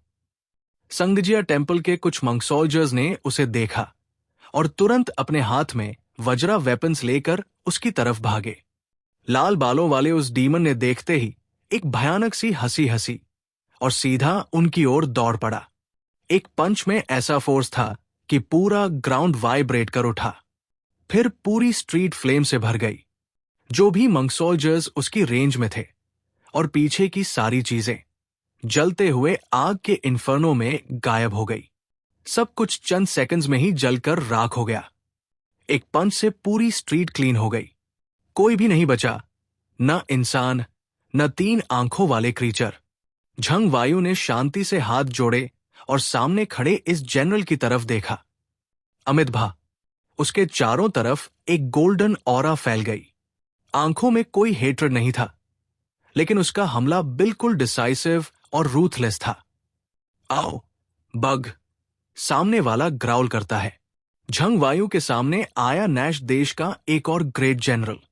Exploding fist, qualification index 20,000, black chariot level. Nash empire हर तरफ बैटलफील्ड बन चुका था। इप्सिलॉन क्लास की एनर्जी वेव स्काई तक पहुंच रही थी, जिससे नॉर्मल सिविलियंस और लो लेवल म्यूटेंट्स सब डर गए। झंग यी को भी हल्की चिंता होने लगी। ये ऑरा काफी ज्यादा स्ट्रांग है, इन्हें हराना मेरे लिए भी आसान नहीं होगा। पर साथ ही उसे एक संतोष भी था, मैं डिफेंस में अच्छा हूं। अगर 20,000 पॉइंट वाला एलियन भी सामने आ जाए और मैं जीत नहीं पाऊं, तो भी मैं भाग जरूर सकता हूं। जब तक कोई ऐसा एलियन न हो जो टाइम स्पेस मैनिपुलेशन या ट्विस्टेड रूल्स वाली एबिलिटीज रखता हो, तब तक मेरे लिए कोई जान का खतरा नहीं है। झंग यी ने ये कामली सोचा। टाइम और स्पेस बेस्ड एबिलिटीज बहुत रेयर होती है, और ऐसी डुअल टाइप एबिलिटी तो और भी कम। अब तक जितने भी एलियंस उसने एनकाउंटर किए हैं, उनमें वो खुद अकेला ऐसा है जिसके पास ये दोनों हैं। रूल बेस्ड पावर्स जैसे कि होतू सुपर रेयर और डेंजरस होते हैं। उनके कांटेक्ट में आना जिंदगी को खतरे में डाल सकता है। झंग यी ने ऊपर की ओर देखा, उस विशाल सेक्रेड सोल टेम्पल की तरफ जो हवा में सस्पेंडेड था। उसके दिल में एक सटल डिजायर थी, लेकिन उसके चेहरे पर बस एक काम सी मुस्कान आई। वो कभी भी रिस्क नहीं लेते और कोई भी कदम उठाने से पहले हर चीज को अच्छे से ऑब्जर्व करते हैं। वो गलती करने की अपेक्षा कुछ भी न करना पसंद करेगा। वे सभी ताकतवरों के खिलाफ फाइट कर रहे हैं, इसलिए मैं बस चुपचाप बैठा नहीं रह सकता। मैं इस देश को साफ करने में उनकी मदद करूंगा। झंग यी की आंखों में एक ठंडी चमक थी। उसने अपनी गन उठाई, एक ऊंचे स्थान पर खड़ा हुआ और किलिंग का एक नया दौर शुरू कर दिया। एक विशेष म्यूटेंट जिसकी एबिलिटी इंडेक्स 18,000 तक है और जो लॉन्ग रेंज हमलों में एक्सपर्ट है। उसके सामने कोई फर्क नहीं पड़ता कि दुश्मन मानव है या कोई और म्यूटेंट। जब तक वो इप्सिलॉन नहीं है, वो झंग यी की छोटी सी बुलेट को नहीं झेल सकता। झंग यी अपने आर्सनल में मौजूद हथियारों से नैश जैसे आदिम देश पर सीधा हमला कर सकता था, लेकिन वो तरीका उसकी शांत शैली के अनुकूल नहीं था। इसलिए उसने वो रास्ता नहीं चुना। लेकिन तभी क्योंडा की आवाज फिर से झंग यी के कानों में गूंजी। भगवान केओस, भगवान जैम्बो और बाकी लोग लड़ रहे हैं। कृपया हमें भी बैटल करने दे। हम यहां एक होली वॉर के लिए आए हैं और हम खड़े होकर देखने की अपेक्षा युद्ध में मरना पसंद करेंगे। उन्हें काफी समय से स्टैंड बाय मोड में रखा गया था और हालांकि यह सुरक्षित था, फिर भी वे अंदर से गिल्टी महसूस कर रहे थे। वे ऐसे लोग नहीं थे जो डेथ से डरते हों। अगर वे एक दिन बाहर की दुनिया में लौटे और लोगों को बताना पड़ा कि वे युद्ध के समय छिपे हुए थे, तो उन्हें जीवन भर शेम सहनी पड़ेगी। यह सुनने के बाद झंग यी ने अंततः सिर हिलाकर सहमति दी। ठीक है, अगर लड़ना चाहते हो तो जाओ और फाइट करो। उन्हें नैश नेशन की वर्तमान स्ट्रेंथ का पहले से ही अंदाजा था। ये अंडरग्राउंड ट्राइब किनलिंग पर्वत के नीचे रहने वाले प्राणियों जितनी ताकतवर नहीं है। जैसा कि यांग जिंगसन ने पहले कहा था, ऐसा जरूरी नहीं कि किसी सिविलाइजेशन का जितना पुराना इतिहास हो वो उतनी ही ज्यादा ताकतवर हो। टैंग वंश में टॉयलेट्स का उपयोग मूत्र जमा करने के लिए भी किया जाता था। जब रहस्यमयी वेल उड़ गया तो 3 आंखों वाली जनजाति में जो शुरुआती डर था वो धीरे धीरे खत्म होने लगा। झंग यी ने क्युओंगडा और बाकी साथियों को शैडो जोन से बाहर आने को कहा। उनमें से सिर्फ कुछ दर्जन ही बचे थे। मूल 500 लोगों में से ज्यादातर एवरेज पावर लेवल वाले लोगों को झंग यी ने डीमन एम्पायर के युद्ध के मैदान में क्लीन अप मिशन पर लगा दिया था, क्योंकि झंग यी का मानना था कि डीमन अबिस में अब सबसे जरूरी चीज संख्या नहीं बल्कि क्वालिटी वॉरियर्स है। इसलिए हालांकि यहां केवल कुछ दर्जन लोग हैं, ये सभी 500 में से सबसे एलीट है और इनमें से हर एक के पास कोई न कोई एक्स्ट्राऑर्डिनरी पावर है। वे आखिरकार नैश की धरती पर पहुंचे। उनके चारों ओर बैटल की आग जल रही थी और उनके दिलों में भी रेज भड़क रही थी। भाइयों, इन सभी एलियंस को खत्म कर दो। क्युओंगडा ने गरजते हुए आसमान की ओर देखा, फिर अपनी डायमंड स्टाफ उठाई और सामने खड़े नैश सैनिकों की ओर दौड़ पड़ा। झंग यी ने युद्ध भूमि में प्रवेश नहीं किया। उसने दूरी से एक एक करके दुश्मनों को एलिमिनेट करना शुरू किया। उसके कवर में क्युओंगडा और उसके साथी जैसे अजेय हो गए थे और उन्होंने नैश की कई टीमों को आसानी से डिफीट कर दिया। इसके बाद जब यह पक्का हो गया कि आसपास कोई खतरा नहीं है, तो लाइंग वायु, अंकल वायु, फैटीज हूं और एक्सायो भी कॉम्बैट में शामिल हो गए। झंग यी बेहद कॉशियस था। उसने सबसे कम नॉइज करते हुए सबसे ज्यादा दुश्मनों को मारा। इस जगह पर जहां कम्युनिकेशन सिस्टम्स विकसित नहीं है, वहां नैश कंट्री के पावरफुल लोगों को आकर्षित करना मुश्किल होता है। लेकिन शायद इसलिए कि ज्यादा से ज्यादा नैश सैनिक चुपचाप मारे जा रहे थे, इसने बाकी लोगों का ध्यान अपनी ओर खींचना शुरू कर दिया। जैसे ही झंग यी ने एक नैश एलियन के सिर के पीछे निशाना साधा, उसने अचानक महसूस किया कि उसके चारों ओर की जगह अजीब ढंग से अंधेरी हो गई है। उसकी आंखों के सामने की दुनिया एक गहरे ब्लैक वॉइड में बदल गई और वो खुद मूल स्थान से वैनिश हो गया। चैप्टर 1383, शैतान का कैसीनो। अचानक प्रकाश उसकी विजन से गायब हो गया, जिससे झंग यी के भीतर एक तीव्र डेंजर अलर्ट बजने लगा। क्या हो रहा है? क्या मैं अंधा हो गया हूं? या मुझ पर किसी ने अटैक किया है? नहीं, अगर मुझ पर हमला हुआ होता तो मेरी सभी चीजों की ट्रैकिंग एबिलिटी को मुझे वार्न करना चाहिए था। लेकिन कोई रिस्पॉन्स क्यों नहीं हुआ? या फिर ऐसा है कि यह कोई आक्रामक ताकत नहीं, बल्कि एक ऐसी एबिलिटी है जो मेरी दृष्टि को ब्लॉक कर देती है, जिससे मैं न कुछ देख सकता हूं और न ही आवाजें सुन सकता हूं। झंग यी का मन सवालों से भर गया था और वह और ज्यादा सतर्क हो गया। किसी भी तरह के इनकमिंग अटैक से बचने के लिए उसने पहले से ही अपने शरीर को पूरी तरह से अपनी एनर्जी शील्ड से घेर लिया था। इसी समय कॉल चैनल में यांग जिंगसन और अन्य लोगों की आवाजें भी सुनाई दी। भाई झंग यी, क्या हो रहा है? हमारे चारों ओर इतना अंधेरा क्यों है? हम कुछ भी नहीं देख पा रहे हैं।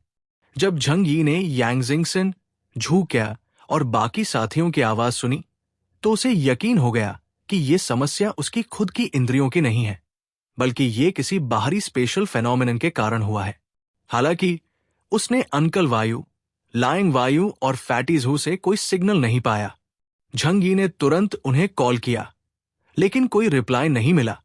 अब उसने तुरंत एक बात कंफर्म कर ली, उसे किसी खास एबिलिटी के जरिए सीमित कर दिया गया है और शायद किसी दूसरे स्पेस में खींच लिया गया है। क्या यह कोई स्पेस बेस्ड पावर है? झंग यी की आंखें सतर्कता से इधर उधर घूमे, लेकिन हर तरफ सिर्फ अंधेरा था।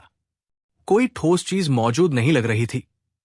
फिर अगले ही पल अंधेरे से फायरलाइट की एक हल्की सी चमक उठी और तभी उसके कानों में एक ऐरी लाफ गूंजी। आहा! अंधेरे के बीच से एक विशालकाय जोकर प्रकट हुआ। सिर्फ उसका ऊपरी शरीर दिखाई दिया, काले सूट में, गले में बो टाई, सिर पर लाल और काले रंग की एक भड़कीली जोकर हैट और चेहरा अति रंगीन फेस पेंट से भरा हुआ, जैसे किसी डरावने सर्कस का हिस्सा हो।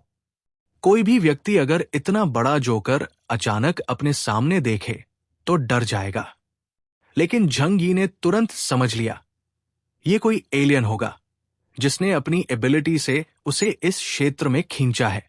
और वो ये भी समझ गया कि अगर ये व्यक्ति उसे चुपचाप यहां खींच लाने में सक्षम है तो ये बेहद ताकतवर होना चाहिए। ये पहले की तरह नहीं था जब बट्टू ने उसके खिलाफ ट्रैप बिछाया था। उस समय झंग यी और उसके साथी एक पूर्व निर्धारित एम्बुश में फंसे थे, लेकिन इस बार झंग यी को सीधे किसी डोमेन में खींच लिया गया था। ही welcome to the devil's casino. शैतान के कैसीनो में आपका स्वागत है। जोकर के मुंह से एक और डरावनी लाफ निकली। उसकी बड़ी बड़ी आंखें सिकुड़ी और वो झंग यी की ओर ठंडी, गहराई से भरी नजरों से देखने लगा। झंग यी उसके सामने एक छोटे से खिलौने जैसा लग रहा था। फिर भी झंग यी को ऐसा नहीं लगा कि उसके खिलाफ सीधा कोई किलिंग इंटेंट है। उसकी एआई सिस्टम से मिले फीडबैक के अनुसार जोकर द्वारा बोले गए शब्द सचमुच मैंडरिन चाइनीज थे। जोकर की छवि, चीनी भाषा। क्या ये गांव चंकों के किसी आदेश पर चल रहा है, या फिर ये कोई ऐसी रूल बेस्ड एबिलिटी है जो उस व्यक्ति के अनुसार रूप बदलती है जो इसके अंदर प्रवेश करता है? झंग यी यही सब सोच रहा था। फिर जोकर ने अचानक पीठ घुमाई और एक वेलकमिंग जेस्चर किया। गहरे अंधकार में अचानक प्रकाश की एक किरण चमकी, जिससे सामने का क्षेत्र जगमगा उठा। वहां एक स्टेज था जिसका डायामीटर मुश्किल से 10 मीटर था। उसके सेंटर में एक मेज रखी थी जिसे काले कपड़े से ढका गया था। मेज के सामने बैठा था एक 3 आंखों वाला विशालकाय प्राणी। उसने पहना था गहरा नीला रोब और सिर पर एक नुकीली नीली हैट। उसने धीरे से अपना सिर उठाया, जिससे टोपी के नीचे छुपा उसका रक्तीन चेहरा सामने आया। संकीर्ण आंखें एक रहस्यमयी स्माइल से भरी हुई थी, जैसे वो अपने शिकार को ऑब्जर्व कर रहा हो। फिर उसने टोपी उठाई, जैसे झंग यी को सैल्यूट कर रहा हो। Welcome to the devil's casino, honoured guest, उसने ऐसा कहा। लेकिन झंग यी को यह समझ नहीं आया कि वो क्या बोल रहा था। लेकिन इस समय झंग यी को पहले से ही समझ आ गया था कि यह सब कुछ उसके सामने बैठे व्यक्ति की एबिलिटी का नतीजा है। क्या यह डेविल्स कैसीनो का रूल है? जोकर सिर्फ ताकत नहीं, बल्कि एक मैनिफेस्टेशन है जो अपने शिकार को गेम रूल्स समझाता है। इसीलिए भले ही मैं इंसान हूं, वो मुझसे नियमों के अनुसार बातचीत कर सकता है, लेकिन मैं अभी भी 3 आंखों वाली जनजाति की भाषा नहीं समझ पा रहा हूं। इसी समय उसकी इंटेलिजेंस सिस्टम से एक यांत्रिक आवाज आई। फ्लावर, भाषा की स्मृति के आधार पर मैंने 3-eyed ट्राइब की भाषा का विश्लेषण कर लिया है और अब इसे रियल टाइम में अनुवाद कर सकता हूं। झंग यी नैश कंट्री में रहते हुए स्थानीय ह्यूमन फ्लावर्स की मदद से बहुत सी भाषा संबंधी जानकारी एकत्र कर चुका था, इसलिए अब उसका सिस्टम इस भाषा का फ्लुएंट अनुवाद कर सकता था। कुछ ही क्षणों में झंग यी को सामने वाले 3-eyed क्लैन की बातें समझ में आने लगी। उसने उस विशाल 3 आंखों वाले प्राणी की ओर कोल्ड एक्सप्रेशन से देखा। तुम कौन हो? वो 3 आइड व्यक्ति हल्का मुस्कुराया। अजीब है, वही चूहा। क्या तुम मुझे पहचानते भी नहीं? उसकी आंखें अचानक ठंडी हो गई और उसका विशाल शरीर थोड़ा आगे की ओर झुक गया। या फिर तुम नैश देश के नेटिव रैट्स में से नहीं हो, बल्कि बाहर से आए हो? झंग यी ने उसकी बात का सीधा जवाब नहीं दिया। उसने एक हल्की मॉकिंग स्माइल दी, लेकिन साथ ही उसने अपने दाहिने हाथ में होली जजमेंट पेपर निकाल लिया था। वो आगे बढ़ने ही वाला था, तभी उसे अचानक ऐसा लगा जैसे कोई फोर्स उसकी गतिविधियों को रोक रही हो। झंग यी चौंक गया। वो तो हिल भी नहीं पा रहा था। न सिर्फ उसका शरीर जड़ हो गया था, बल्कि वो अपनी सुपरनैचुरल पावर्स का उपयोग भी नहीं कर पा रहा था। झंग यी के पूरे शरीर में एकदम ठंड दौड़ गई, जैसे वो किसी बर्फीली आइस केव में गिर गया हो। इतनी ताकत पाने वाला प्राणी कितना ज्यादा शक्तिशाली होगा? कम से कम 30,000 पावर इंडेक्स तो जरूर, नहीं, शायद उससे भी ज्यादा। मैं तो कुछ भी नहीं कर पा रहा। क्या मुझे अब मरने का इंतजार करना होगा? नहीं, ये सही नहीं है।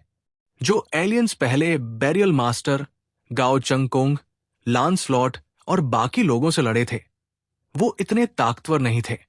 तभी शून्य में मंडरा रहे उस हफबॉडी जोकर ने बोलना शुरू किया। डियर गेस्ट, डेविल्स कैसीनो में किसी भी समस्या को हल करने का एकमात्र तरीका है पार्टिसिपेट इन दी गैम्बल। यहां पर किसी भी डायरेक्ट अटैक की अनुमति नहीं है। हां, अगर आप अपने प्रतिद्वंदी को मारना चाहते हैं, तो आपको जुए की मेज पर अपनी जान वेजर करनी होगी। यह सुनते ही झंग यी के दिमाग में कुछ क्लिक हुआ। अब उसे समझ आ गया था, ये एक रूल बेस्ड एलियन है और इसका डोमेन पूरी तरह नियमों से चलता है। क्या इससे निकलने का एकमात्र रास्ता सिर्फ जुआ है? उसने अपनी भौहें सिकोड़ ली। उसे गैम्बलिंग में ज्यादा अनुभव नहीं था। दिन में वो सिर्फ लैंडलॉर्ड या एक्थ्रो जैसे हल्के गेम ही खेलता था। और सामने बैठा वो 3 आंखों वाला आदमी, जो पूरे आत्मविश्वास में था, निश्चित रूप से एक अनुभवी गैम्बलर होगा। शुरू से ही ये पूरा सेटअप झंग यी के खिलाफ था। इसी समय उसकी कॉल चैनल में यांगशिन की आवाज सुनाई दी। भाई, जब तक ये एक रूल बेस्ड सिस्टम है, तब तक इसे ब्रेक करने का कोई न कोई तरीका जरूर होगा। गैम्बलिंग एक ऐसा खेल है जिसमें प्रोबेबिलिटी और साइकोलॉजी दोनों चलते हैं। जब मैं यहां हूं, तो आपको इस बारे में ज्यादा चिंता करने की जरूरत नहीं है। झंग यी ने गहरी सांस ली और कहा, लेकिन इसमें लक भी एक बड़ी भूमिका निभाता है। क्या इसका मतलब है कि मुझे यहीं मर जाना है? यांगशिन ने शांत स्वर में जवाब दिया, तो हमें पहले इसके रूल्स को समझना होगा। क्यों ना हम इस जोकर से ही पूछ लें, जो हमारे बगल में बैठा है। चैप्टर 1384, खुद पर दाव लगाना। झंग यी को लगा कि यांगशिन ने जो कहा वो बिल्कुल सही था। सौभाग्य से सामने खड़ा ये रूल बेस्ड एलियन ऐसा नहीं था जिसने शैडो जोन में मौजूद सभी लोगों को अलग कर दिया हो। ऐसा लगता है कि जब म्यू यान अपनी शैडो से जुड़ी थी, तो उसे उसके साथ ही एक इकाई माना गया था। अब यह स्थिति पहले से बेहतर थी। जब भी झंग यी को किसी ऐसे डोमेन में कोई मुश्किल आती है जिसमें वो अच्छा नहीं है, तो वो अपने साथियों की मदद ले सकता है।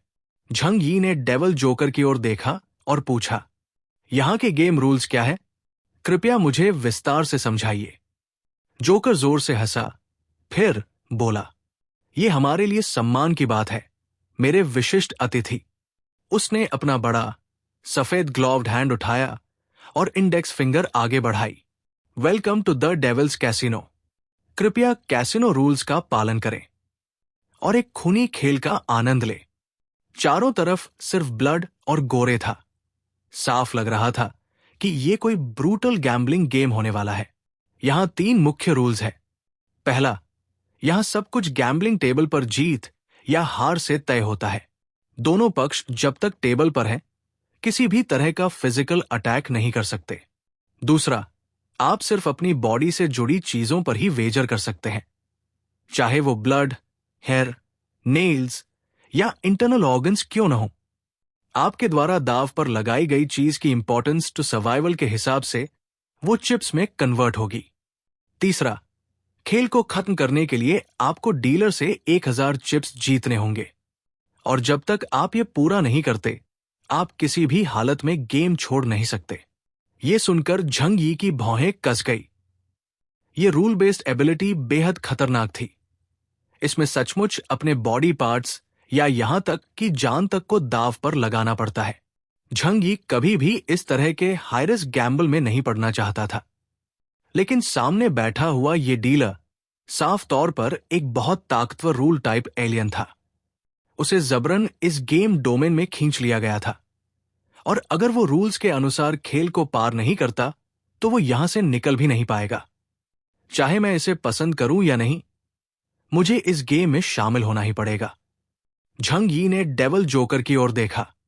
यानी अगर मैं हार गया तो मुझे अपने हाथ, पैर, अंग या अपनी जान तक खोनी पड़ सकती है, लेकिन उसे बस मुझसे पॉइंट्स गंवाने हैं, है ना? डेविल जोकर मुस्कुराया और सिर हिलाया। Yes, at first. झंग यी मन ही मन बड़बड़ाया। डैम इट, गेम रूल्स पूरी तरह से अनफेयर थे, लेकिन ये किसी और का डोमेन था, इसलिए न्यूट्रलिटी की उम्मीद करना बेमानी था। जब ये नियम लू कैरन और बाकी लोगों ने सुने तो वे भी गुस्से में आ गए। ये तो बिल्कुल स्कैम जैसा है। अगर आप हारते हैं तो सब कुछ खोते हैं, और अगर जीतते हैं तो सिर्फ बाहर जाने का मौका मिलता है। सीरियसली? यांग शिन ने अपना सिर नीचे झुकाया, कुछ पल सोचा, फिर कहा, लेकिन हम पहले से ही उसके रूल्स के अंतर्गत हैं, और अब सीधे इस गेम में इंटरफेयर नहीं कर सकते। एक पल के लिए सब चुप हो गए। किसी और के कंट्रोल में होने और कुछ न कर पाने की ये भावना वाकई उनके दिलों पर भारी पड़ रही थी। लेकिन तभी यांग शिन ने अपना सिर उठाया और उसके होठों पर एक हल्की रहस्यमयी मुस्कान थी। लेकिन चिंता मत करो, मत भूलो कि रूल्स दोनों पक्षों पर लागू होते हैं। जैसे जैसे तुम ज्यादा ताकतवर बनते हो, वैसे वैसे तुम्हारी लिमिटेशंस भी बढ़ती हैं। झंग यी ने टेबल के दूसरी ओर बैठे उस आदमी की ओर देखा और हल्के से मुस्कुरा दिया। ठीक है, एक बार ये गेम खत्म हो जाए, वो मरेगा। अगर किसी रूल बेस्ड एलियन का उसका खुद का नियम तोड़ दिया जाए तो उसकी पावर घट जाती है, और तब झंग यी के लिए उसे हराना बहुत आसान होगा। दूसरे शब्दों में, जैसे ही झंग यी 1000 चिप्स जीत लेता है, उसके सामने बैठे शख्स को अपनी जान से कीमत चुकानी होगी। झंग यी ने गहरी सांस ली और खुद को शांत किया। क्या ये अपने शरीर पर वेजर लगाना नहीं है? इसमें क्या बड़ी बात है? झंग यी आराम से गैम्बलिंग टेबल पर बैठ गया और डीलर की ओर मुस्कुराते हुए देखने लगा। डीलर ने थोड़े आश्चर्य से अपनी आंखें संकुचित की। झंग यी की इंटेलिजेंट सिस्टम ने तुरंत ऐसी भाषा में जवाब भेजा जो थ्री आइड क्लैन की भाषा के अनुकूल थी। डीलर थोड़े हैरान था कि ये हेयरलेस रैट जैसी दिखने वाली इंसान जैसी चीज उसकी भाषा कैसे बोल रही है, लेकिन उसने दिलचस्पी लेते हुए कहा, तुम बाहर से भले शांत दिखो, लेकिन असल में तुम मौत से डरे हुए हो, है ना? उसने दोनों हाथों से अपनी ठोड़ी को टिकाया और स्मर्क करते हुए झंग यी की ओर देखा।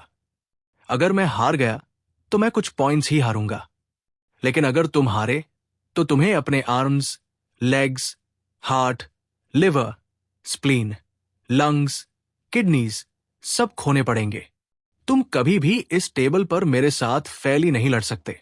फिर भी क्या तुम्हें लगता है कि इससे कोई फर्क नहीं पड़ता? झंग यी ने उसकी ओर देखा और 5 सेकंड तक बिल्कुल चुप रहा। फिर वो अचानक हंस पड़ा। क्या यह हम तभी जानेंगे जब गेम शुरू करेंगे? लेकिन उससे पहले मैं तुमसे एक बात जानना चाहता हूं। तुम्हारी पहचान क्या है? डीलर ने कुछ पल झंग यी को देखा, फिर हल्के से मुस्कुराया और बोला, तो तुम वाकई बाहर की दुनिया से आए हो। मेरा नाम याद रखना, नैश एम्पायर का जनरल सेम्बमू, डेविल्स कैसिनो के सेम्बमू, एक ट्रेड बेस्ड और रूल बेस्ड म्यूटेंट जिसका पावर इंडेक्स है 19,000 white chariot level. Jhang Yi ने उसे गहराई से देखा और शांत स्वर में पूछा, और तुम लोग बेट कैसे लगाते हो? ये सवाल बेहद अहम था। नैश की गैम्बलिंग स्टाइल इंसानों से अलग हो सकती थी, इसलिए क्लैरिटी जरूरी थी। सैम्बमू ने होठों को टेढ़ा किया और अपने गेम मैकेनिक समझाने लगा। यहां कुल 258 बैटिंग मेथड्स हैं। खिलाड़ी के तौर पर तुम इनमें से किसी एक को चुन सकते हो। जितने जटिल गेम्स होते हैं वो उतने ही कम पॉपुलर होते हैं, क्योंकि ज्यादातर गैम्बलर्स के पास उन्हें सीखने का धैर्य नहीं होता। झंग यी को यह बात पता थी, और साथ में उसके पास अब एक ऐसा एआई थिंक टैंक था जिसकी आईक्यू आइंस्टाइन से कम नहीं थी। इसलिए उसने हर गेम टाइप को अटेंटिवली पढ़ा और ज्यादातर अजीब या अनफेमिलियर गेम्स को नजरअंदाज कर दिया। आखिरकार झंग यी ने डाइस गेम चुना। ये इंसानी पासा खेलने जैसा ही था, सिवाय इसके कि नैश डाइस में 12 साइड होते हैं और हर साइड पर नैश भाषा में अंक लिखे होते हैं।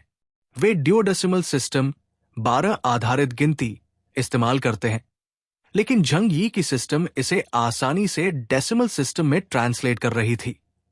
झंग यी ने कहा, चलो पासे पर बेट लगाते हैं। मैंने अपना गेम चुन लिया है। बिना किसी हिचकिचाहट के उसने गेम प्ले चुन लिया। एक प्योर एमेच्योर के लिए जितने जटिल नियम होंगे उतना ही नुकसान होगा, खासकर जब सामने वाला एक गैम्बलिंग मास्टर हो। स्मार्ट चॉइस, सैम्बमू ने कहा और अपने हाथ फैलाए। हवा में एक बड़ा काले रंग का डाइस कप और झंग यी की मुट्ठी जितना बड़ा बार साइडेड डाई प्रकट हुआ। मैं ये जानने को उत्सुक हूं कि बाहरी दुनिया के हेयरलेस रैट्स किस तरह की शिक्षा पाते हैं, लेकिन अगर प्रोबेबिलिटी के नजरिए से देखा जाए तो इस साइज बेट में तुम्हारे पास 50% विन चांस जरूर है। लेकिन उसने नीचे झुककर अपनी लार्ज पॉइंटेड हैट की छाया से ढके पीले चेहरे से मॉकिंग गेज दी।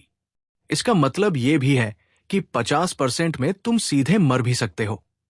तो चाहे गैम्बलिंग टेबल पर कोई भी आउटकम हो, इस ड्यूल में मैं पहले ही 50% जीत चुका हूं। चैप्टर 1385, मेरे बाएं हाथ पर दाव लगाना। झंग यी ने अपने सामने खड़े आदमी को देखा और मन ही मन मॉक किया। वो जानता था कि सामने वाला उसकी मेंटल स्टेबिलिटी को हिला रहा है।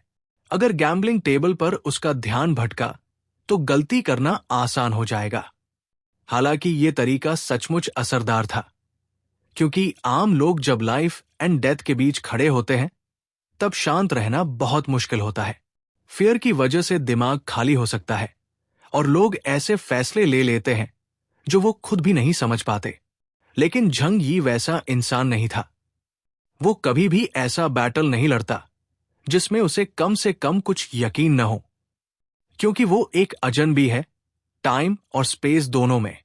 उसकी एबिलिटी हर चीज के ट्रैक पर नजर रखना उसे ये प्रिडिक्ट करने में मदद करती है कि 2 सेकंड बाद क्या होगा। ये ताकत उसे प्रोबेबिलिटी बेस्ड गेम्स में एक असली बढ़त देती है। दूसरे शब्दों में, वो पासे के प्याले के आर पार देख सकता है। झंग यी ने सैम्बमू से कहा, चीटिंग रोकने के लिए मैं चाहता हूं कि मेरे बेट लगाने के ठीक 1 सेकंड के भीतर पासा खोला जाए। अगर इसमें ज्यादा वक्त लगा तो तुम हार जाओगे। सैम्बमू की नैरो क्रूएल आइज में एक ठंडी चमक आ गई। तुम मुझसे शर्त के नियम तय करने को कह रहे हो? झंग यी ने मुस्कुराकर कहा, एक गैम्बलर के तौर पर मेरे भी कुछ राइट्स हैं। मत भूलो, यहां सब कुछ रूल से चलता है। अगर तुम मेरी वैलिड डिमांड को नहीं मानोगे तो मैं इस बेट को आगे बढ़ाने से इनकार कर सकता हूं। फिर उसने हौले से मॉकिंग स्माइल देते हुए कहा, वैसे भी पासा तुम्हारे हाथ में है। क्या तुम सच में चीट करने वाले हो या मुझसे डरते हो? इन शब्दों ने सैम्बमू की आंखों में आग भर दी। वो नैश का एलीट ड्यूक था और उसके सामने बैठा था एक बाल रहित चूहा जैसा जीव। क्या वो डरेगा? मुझे नहीं पता तुम क्या सोचते हो, लेकिन मैं तुम्हारी शर्त मान लेता हूं। उसने अपने बगल में बैठे डेवल जोकर की ओर देखा और बोला, इस रूल को टेबल में जोड़ दो। अगर मैं 1 सेकंड के अंदर पासा न खोलूं तो मैं हार मान लूंगा। डेवल जोकर ने आंखें घुमाकर कहा, यस सर। तो चलो शुरू करें। अगर तुम्हारे शरीर पर कुछ बेट करना है तो क्यों न शुरुआत बालों से करें? झंग यी ने मेज पर टैप किया। उसने शुरू में कोई बड़ा रिस्क नहीं लिया। पहले उसे सिचुएशन टेस्ट करनी थी। डेविल जोकर ने कहा, मिनिमम बेट 1 पॉइंट के बराबर है। तुम्हारा पूरा शरीर 1000 पॉइंट्स का है, तो न्यूनतम दाव 1 फिंगरनेल। झंग यी ने अपने बाएं हाथ की ओर देखा और शांति से कहा, ठीक है, पहले राउंड में मैं अपनी लेफ्ट पिंकी नेल पर बेट लगाऊंगा। सेम्बमू ने हल्की सी स्मर्क की। ठीक है, मैं कप शेक करना शुरू करता हूं। उसने बड़े काले डाइस कप को उठाया और हिलाना शुरू किया। वो बहुत तेजी से नहीं हिला रहा था, लेकिन उसने जानबूझकर झंग यी के सामने लाउड शेकिंग साउंड की, ताकि वातावरण का दबाव उसे साइकोलॉजिकली डिस्टर्ब कर सके। जब कोई व्यक्ति अपने शरीर या जान तक को गैम्बल पर लगाता है, तो धीरे धीरे उसकी मेंटल डिफेंस टूटने लगती है। सेम्बमू ये बात अच्छे से जानता था। वो एक वेटरन गैम्बलर था।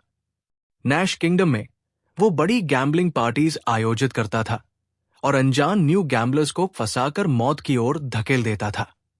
उसे लोगों के दिलों से खेलने में मजा आता था, खासकर जब वे सब कुछ हार कर डेस्परेट क्राइस में चिल्लाते थे। वही उसकी पसंदीदा सिम्फनी थी। झंग यी ने उसे कोल्ड ग्लेयर से देखा। सब कुछ पाथ का अनुसरण करता है, शुरू करो। उसकी एबिलिटी ने अब डाइस कप को लॉक कर लिया था। उसकी आंखों में अब लेड विजन्स उभर आई। एक ऐसा फ्यूचर जिसमें पासा 2 सेकंड बाद सेटल हो चुका था। क्लैक! डाइस कप मेज पर नीचे गिरा। झंग यी की विजन अब स्थिर हो गई। उसने रिजल्ट देख लिया था। 9 बिग। झंग यी ने एक पल के लिए पॉज किया, फिर सेम्बमू की ओर सावधानी से देखते हुए कहा, मैंने बिग पर बेट लगाया है। सेम्बमू ने अपने होठों को उठाया, कप खोला और नंबर देखकर मुस्कुराया। तुम बहुत लकी हो। तुमने अपनी पहली बाजी जीत ली। बस अफसोस यह है, अगर तुमने अपना हाथ दाव पर लगाया होता तो सीधे 1000 पॉइंट्स जीत जाते। सेम्बमू का स्वर अब टेम्पटेशन से भरा हुआ था। यह वाकई बहुत टेम्पटिंग था, लेकिन झंग यी कोई मूर्ख नहीं था। गैम्बलिंग टेबल पर रूल्स इतने सीधे नहीं हो सकते। इसी समय डेविल जोकर के बगल में एक स्कोर बोर्ड दिखाई दिया, जिस पर 1 लिखा था। झंग यी इसे आसानी से समझ सकता था। पछताने से बेहतर है सेफ रहना। मैं किसी और की गैम्बलिंग टेबल पर आया हूं, मुझे सतर्क रहना होगा। झंग यी ने मुस्कुराकर कहा। सेकंड गेम भी शुरू हुआ और इस बार भी झंग यी ने विन कर लिया, लेकिन उसका बेट अभी भी सिर्फ 1 पॉइंट का था, इसलिए अब उसकी कुल कमाई 2 पॉइंट्स हो गई थी। थर्ड गेम में झंग यी ने अपना बेट बढ़ा दिया। इस बार उसने अपने सारे 2 पॉइंट्स दाव पर लगा दिए। अनफॉर्चुनेटली वो राउंड वो हार गया, लेकिन अच्छी बात यह थी, झंग यी ने जानबूझकर हारने का फैसला किया। उसने अपनी एबिलिटीज को अभी पूरी तरह रिवील नहीं किया। अगर वो लगातार 3 बार जीतता तो सेम्बमू को उसकी किसी स्पेशल एबिलिटी पर शक हो जाता, इसलिए उसे डिसेप्शन की जरूरत थी। 3 राउंड के बाद स्थिति फिर से रीसेट जैसी हो गई। सेम्बमू के चेहरे पर एक बड़ी स्मर्क फैल गई। लगता है तुमने खुद को बहुत व्यस्त कर लिया है। अगर तुम इसी तरह जुआ खेलते रहे तो तुम कभी भी मेरे डेविल्स कैसीनो से बाहर नहीं निकल पाओगे। उसके शब्दों पर झंग यी की आंखें संकरी हो गई। अगर वो इस कैसीनो डोमेन से बाहर नहीं निकल सका तो फिर क्या होगा? इस कैसीनो में जरूर कुछ न कुछ ऐसा था जो एक्सप्लिसिट नहीं किया गया था। अगर कोई व्यक्ति इस गैम्बलिंग गेम में आ ही न पाए तो, या अगर ये गेम इंडेफिनेटली चलता रहे तो क्या वो अंतर डूम में बदल जाएगा? इन विचारों से कोई भी बेचैन हो सकता है और फिर लोग सबकॉन्शियसली अपना बेट बड़ा करने लगते हैं। झंग यी ने हल्की सी भौहें सिकोड़ ली। उसकी नजर डेविल जोकर और स्कोर बोर्ड की ओर गई, जिस पर अब फिर से 0 दिख रहा था। इस बार उसने अपना लेफ्ट हैंड धीरे से आगे बढ़ाया और मेज पर रख दिया। इस बार मैं अपने बाएं हाथ पर बेट लगाता हूं। सेम्बमू की आंखों में अब एक सिनिस्टर ग्लीम थी। और उसका स्माइल अब लगभग उसके कानों तक पहुंच गया था। तुम्हारा बायां हाथ 100 पॉइंट्स के बराबर है। चलो फिर शुरू करते हैं। उसने फिर से पासे का कप उठाया और शेक करना शुरू कर दिया। इस बार उसकी हरकतें बहुत तेज थी और उसकी आंखों में एक अजीब सी एक्साइटमेंट थी। डाइस कप के अंदर पासों की क्लैक क्लैक आवाज झंग यी के कानों में जैसे उबलते पानी की आवाज बन गई थी। झंग यी की आंखें सिर्फ डाइस कप पर टिकी थी और उसकी दोनों मुट्ठियां अनजाने में कस गई थी। काफी देर के बाद सैम्बमू ने कप को जोर से मेज पर पटका। बाइट और लीव इट। उसका विशाल शरीर झंग यी की ओर झुका हुआ था और उसकी आवाज किसी मॉन्स्टर की विस्पर जैसी लग रही थी। इस बार झंग यी ने सामने रखे पासे को देखा, लेकिन इस बार वो हेजिटेट कर रहा था। उसकी बंद मुट्ठियां और उलझी हुई आंखें उसके अंदर चल रही इनर कॉन्फ्लिक्ट को दर्शा रही थी। सैम्बमू की आवाज अब धीमी और तेज दोनों लग रही थी। मेरे कैसीनो से आज तक कोई भी जिंदा बाहर नहीं निकला। जानते हो क्यों? क्योंकि मेरे पास इनफ चिप्स है। मैं अनगिनत बार हार सकता हूं, लेकिन कोई भी कठिन गेम अगर मैं उसे बार बार खेलूं तो वो 50 से 50 चांस पर आ जाता है। मेरे पास दाव लगाने के लिए 1000 पॉइंट्स है।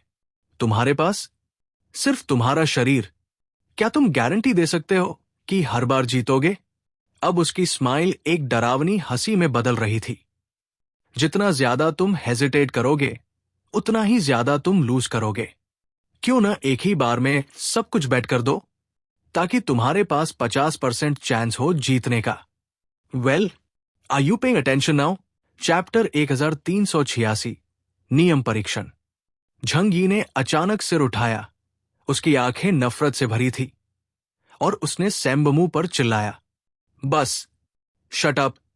सैम्बमू एक पल के लिए स्टन रह गया, लेकिन गुस्से में आने के बजाय वो जोर से हंस पड़ा। हाँ, मैं तुम्हें जो सलाह दे रहा हूं वो सब टॉप टियर है। जितना आगे बढ़ोगे उतना गहराई में डूबोगे। अगर तुम जुआ खेलते हो तो जितना ज्यादा खेलोगे उतना ज्यादा लूज करोगे। अगर तुम वक्त रहते बाहर नहीं निकले तो you will die right here. सैम्बमू की बातों में सबसे डरावनी चीज ये थी कि वो जो कह रहा था वो सब सच था। इसलिए भले ही आपको ये मालूम हो कि सामने वाला आपको गैम्बल करने के लिए बहका रहा है, फिर भी उसका दबाव आपको अंदर से हिला सकता है। हर कोई अपनी जान को दाव पर लगाने की हिम्मत नहीं रखता। झंग यी बेशक एक्सेप्शन था। उसका डर और इनर कॉन्फ्लिक्ट सिर्फ एक परफॉर्मेंस था। असल में वो भीतर से पूरी तरह शांत था। सैम्बमू का ओवर एक्टिंग उसे फनी लग रहा था, लेकिन क्या वो खुद भी वैसा ही परफॉर्मेंस नहीं कर रहा था? ये अब तक भी साफ नहीं था कि असली प्लेयर कौन है और पॉन कौन। झंग यी ने गहरी सांस ली और सामने रखे डाइस कप की ओर इशारा किया। Open it quickly, big guy. उसकी नजर कप पर ही टिकी हुई थी। सैम्बमू ने मॉकिंग स्माइल दी और हाथ बढ़ाया पासा खोलने के लिए, लेकिन तभी झंग यी की आंखों के सामने का विजन अचानक बदल गया।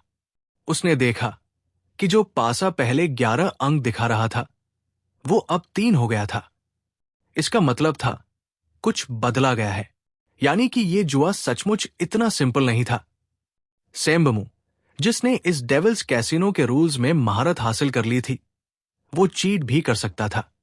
झंग यी ने गहरी सांस ली। थैंकफुली उसने इस बार कोई बड़ा बेट नहीं लगाया था, वरना अगर उसने ऑल इन किया होता तो इसी रूल चीटिंग से वो पूरी तरह वाइप्ड आउट हो सकता था। सैम्बमू ने पासे का कप खोला, 3 दिखा और जोर से हंसते हुए कहा, सॉरी, इस बार तुम्हारी लक बहुत खराब निकली। हा हा हा हा। वो जोर से हंस रहा था और झंग यी का चेहरा एक पल में पेल हो गया। शैडो जोन में झू क्या और बाकी सभी लोग घबरा गए थे। ये कैसे हो सकता है? झंग यी हार कैसे सकता है? उसे तो डाइस कप के पार देख पाने की एबिलिटी है। यांग शिन ने शांत स्वर में कहा, मत भूलो, ये उसका खुद का डोमेन है। उसने कभी ये नहीं कहा कि वो चीटिंग नहीं कर सकता। ये तो बहुत डर्टी है। झू के ने गुस्से और निराशा से कहा। यांग एक्साई ने चिंता से पूछा, अगर ऐसा है तो क्या हम कभी विन नहीं कर सकते? यांग शिन ने गहराई से कहा, अगर आप किसी रूल बेस्ड अपोनेंट को हराना चाहते हैं तो आपको उसके रूल्स को अंडरस्टैंड करना होगा। वो कुछ देर चुप रही, फिर बोली, सामने वाला एक epsilon level rule type alien है, सबसे खतरनाक और रहस्यमयी श्रेणी का अस्तित्व। यदि मैं सही समझ रही हूं तो ये शायद शेंगजिंग सेक्टर से ग्वान लोंग्यू है। जैसे ही उसने ये नाम लिया, सभी की पीठ पर एक ठंडी लहर दौड़ गई। कैसीनो एनवायरनमेंट के कारण सब उस एलियन की असली खतरे को इग्नोर कर बैठे थे, लेकिन टॉप टियर रूल बेस्ड इप्सिलॉन्स सच में सबसे घातक होते हैं, खासकर जब सामने वाले के क्वालिफिकेशन रूल का आपको कोई अंदाजा भी न हो। झंग यी ने सामने पड़े पासे को देखा और पूरी तरह से फियर और सरप्राइज में डूबा हुआ दिखा। उसी पल उसका लेफ्ट हैंड, जो उसने दाव पर लगाया था, भूत की तरह उसकी बाह से गायब हो गया। खून बहने लगा, लेकिन झंग यी पहले से ही इसके लिए पूरी तरह तैयार था।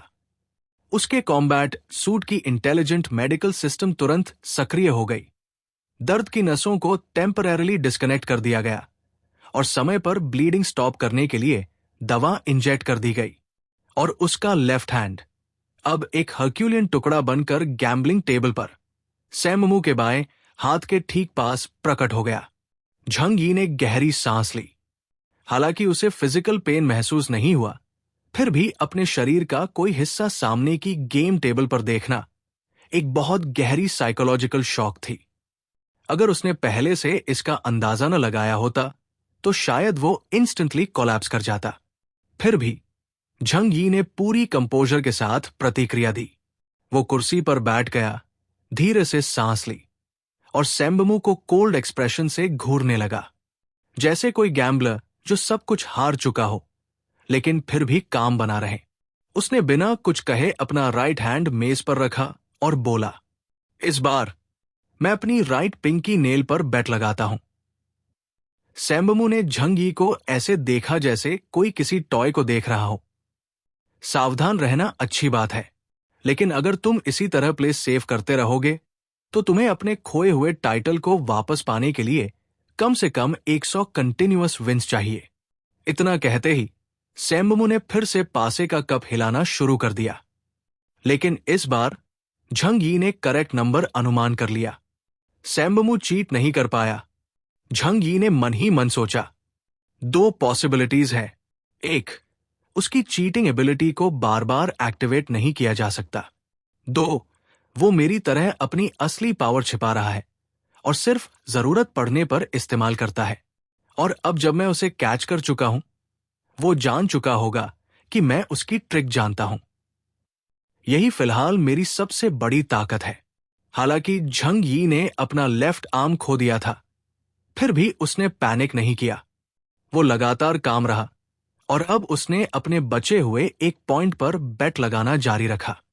इसके बाद उसने अपनी विन रेट को 58% पर कंट्रोल किया।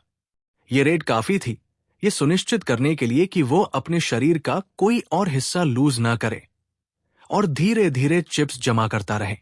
धीरे धीरे झंग यी का स्कोर 12 पॉइंट्स तक पहुंच गया।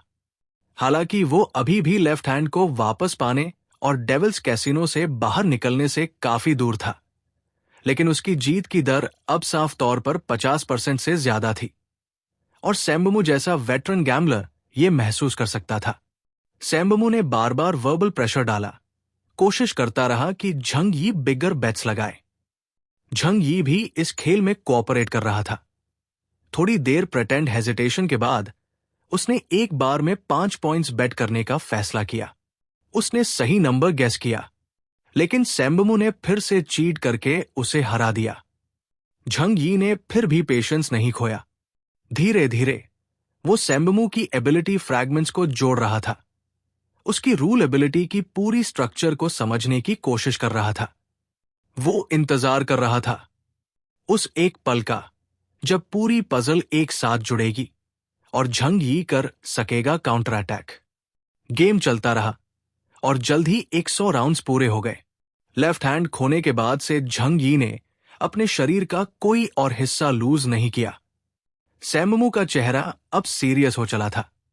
वो भले ही अब भी ऊपर था, लेकिन वो जिस चूहे जैसे प्राणी को इनसिग्निफिकेंट समझ रहा था, उसे इतनी देर में भी हरा नहीं पाया। उसका ईगो एक प्राउड गैम्बलर के रूप में अब इसे सहन नहीं कर पा रहा था।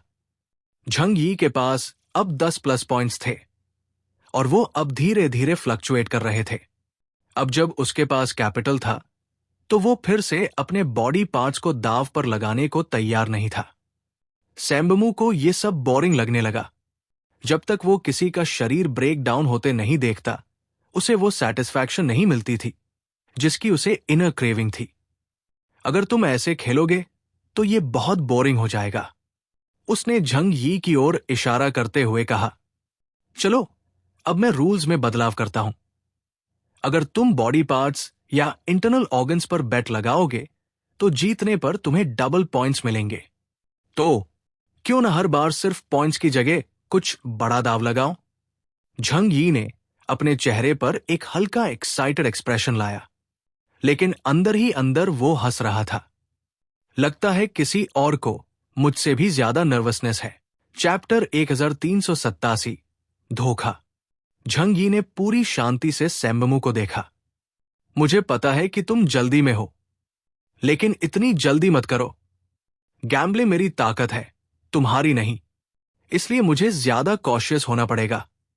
सैम्बमू को अचानक एहसास हुआ कि वो जरूरत से ज्यादा अग्रेसिव हो रहा है, जो कि गैम्बलिंग टेबल पर एक भारी मिस्टेक है।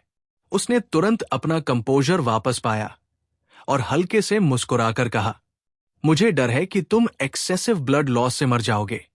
एक इप्सिलॉन लेवल म्यूटेंट के लिए मरना इतना आसान नहीं होता। झंग यी ने उसी शांति से जवाब दिया। सैम्बमू जैसे प्राचीन एलियन को झंग यी के पास मौजूद एडवांस्ड कॉम्बैट टेक, जैसे कि इंटेलिजेंट मेडिकल सिस्टम्स, की कोई समझ नहीं थी, और यही झंग यी का सबसे बड़ा इंफॉर्मेशन गैप एडवांटेज था। लेकिन झंग यी को यह भी पता था कि अगर उसका बेट छोटा रहा तो सैम्बमू अपनी चीटिंग एबिलिटी का इस्तेमाल नहीं करेगा, और अगर ऐसा हुआ तो झंग यी को उसके रूल फ्रैगमेंट्स नहीं मिल पाएंगे। इसलिए उसने कहा, लेकिन तुम्हारा प्रस्ताव वाकई एक्साइटिंग है। इस बार मैं अपने लेग्स पर बेट लगाऊंगा। सैम्बमू के चेहरे पर अचानक एक सेल्फ सैटिस्फाइड स्मर्क आ गई। उसने मन ही मन सोचा, मैं जानता हूं, कोई भी इंसान जब गैम्बलिंग टेबल पर बैठता है तो धीरे धीरे उसमें ग्रीड घर कर जाती है। जो जीतते हैं वो खुद को लकी मानते हैं और ज्यादा विनिंग स्ट्रीक की उम्मीद करते हैं। जो हारते हैं वो रिकवर करना चाहते हैं और फिर हारते ही जाते हैं। No exceptions. तो फिर चलो, मैं पासा रोल करता हूं। सैम्बमू ने डाइस कप उठाया और उसे शेक करना शुरू किया। झंग यी की नजरें सैम्बमू के हाथों पर टिकी थी। कुछ देर के बाद कप टेबल पर गिरा। नंबर इस 5। मैं स्मॉल बेट करता हूं। झंग यी ने कप की ओर देखा, फिर सैम्बमू की आंखों में आंखें डालकर शांत स्वर में कहा। झंग यी की इस इंटेंस गेज से सैम्बमू थोड़ी देर के लिए हेजिटेट कर गया। क्या उसे पता चल गया कि मैं चीटिंग कर रहा था? हां, लेकिन अगर उसे शक भी है तो क्या फर्क पड़ता है? I'll still take his limbs। उसने हाथ बढ़ाया और कप खोल दिया और सामने लिखा था 12। सैम्बमू ने ओवर एक्टिंग करते हुए एक एग्जैजरेटेड ग्रिन के साथ जोर से हंसते हुए कहा, टू बैड, तुम फिर हार गए, और देखो, तुम्हारे लेग्स भी गए। झंग यी के लेग्स सच में उसी तरह गायब हो गए और सैम्बमू के हाथ के पास टेबल पर प्रकट हो गए। झंग यी का चेहरा पूरी तरह इमोशनलेस था। यह समझना मुश्किल था कि वो क्या सोच रहा है। सैम्बमू ने अपना हाथ टेबल पर टिका दिया, सिर थोड़ा झुकाया और मॉकिंग टोन में कहा, कितना ट्रैजिक। अब तुम्हारे पास सिर्फ एक हाथ और एक पैर बचा है। चलो, मैं तुम्हें एक और चांस देता हूं। इस बार अगर तुम अपने लेफ्ट हैंड पर बेट लगाओ और विन कर गए तो मैं तुम्हें तुम्हारे लिम्स वापस दे दूंगा, और साथ में 500 पॉइंट्स भी। तो do you dare to play? Zhang Yi ने सिर उठाया और सैम्बमू को डायरेक्ट स्टेयर दी। कुछ सेकंड तक उसे देखता रहा और फिर धीरे से सिर हिलाया। सेम्बमू कुछ पल के लिए स्टन रह गया। उसने सोचा था झंग यी अब तक पैनिक, पेन और कंफ्यूजन में डूब चुका होगा, लेकिन वो इतनी कामनेस से जवाब देगा, ये उसकी उम्मीद के बाहर था। ओ, लगता है मैंने तुम्हें अंडर एस्टिमेट किया, उसने बुदबुदाया। झंग यी ने बिना किसी भाव के उसकी ओर देखा और कहा, तुमने सच में मुझे कम आंका है। सेम्बमू पूरी तरह स्पीचलेस हो गया।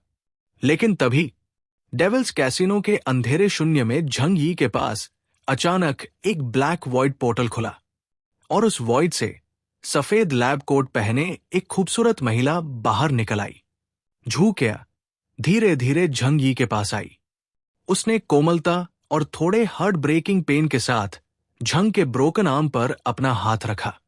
उसकी हथेली से एक वाइट ग्लोइंग ऑर्ब निकलने लगा।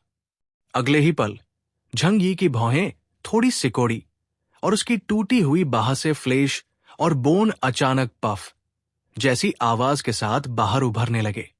हालांकि पेन नर्व्स अभी भी ब्लॉक थी, लेकिन रैपिड सेल डिवीजन और फ्लेश रिजेनरेशन की असहज भावना ने झंग को हल्का अजीब महसूस करवाया। ये दृश्य देखकर सेम्बमू की आंखें शौक से फटी रह गई। WHA, what the hell? झू के ने फिर वही तरीका झंग के राइट लेग पर भी इस्तेमाल किया। नए अंग थोड़े पीले थे, लेकिन flesh and blood regeneration ability की वजह से वो बिल्कुल ओरिजिनल लिम्स जैसे लग रहे थे। झू क्या, एक मेडिकल म्यूटेंट जिसका एबिलिटी इंडेक्स है 9,000। उसके लिए लिम्ब रिजेनरेशन एक बेसिक प्रोसीजर था, खासतौर पर नॉन वाइटल पार्ट्स जैसे आर्म्स या लेग्स, जिन्हें वह अपनी सुपर पावर से कोशिकाओं को रिजेनरेट करके दोबारा बना सकती थी। झंग यी को पहले से पता था कि इस गैम्बल में उसे शायद बॉडी पार्ट्स खोने पड़ सकते हैं, इसलिए उसने सब कुछ प्री प्लान किया था। इसलिए वो कभी घबराया नहीं। उसे कोई डर नहीं था कि वो टुकड़ों में ब्रेक डाउन हो जाएगा। झू के काम खत्म करते ही यांग एक्साई भी शैडो जोन से बाहर आई और झंग को एक विशेष सुपरनैचुरल फूड दिया, जो उसकी एनर्जी और पावर्स को तुरंत बहाल कर सकता था। आखिरकार वो बस हीलिंग से उठा था। उसे जल्द ही अपनी कॉम्बैट रेडनेस फिर से चाहिए थी। अब झंग यी के पास दोनों तरफ 2 खूबसूरत लड़कियां थी, जो उसे ध्यान से असिस्ट कर रही थी। सेम्बमू अब पूरी तरह शेकन था। Where did they come from? Why are they inside my casino? वो गुस्से में चिल्लाया। जब से उसने ये डोमेन क्वालिफिकेशन पाई थी, तब से कोई भी उसके कंट्रोल से बाहर नहीं गया था। लेकिन ये पहली बार था जब कोई परिस्थिति उसकी पकड़ से बाहर जा रही थी। You're cheating. This is full blown cheating.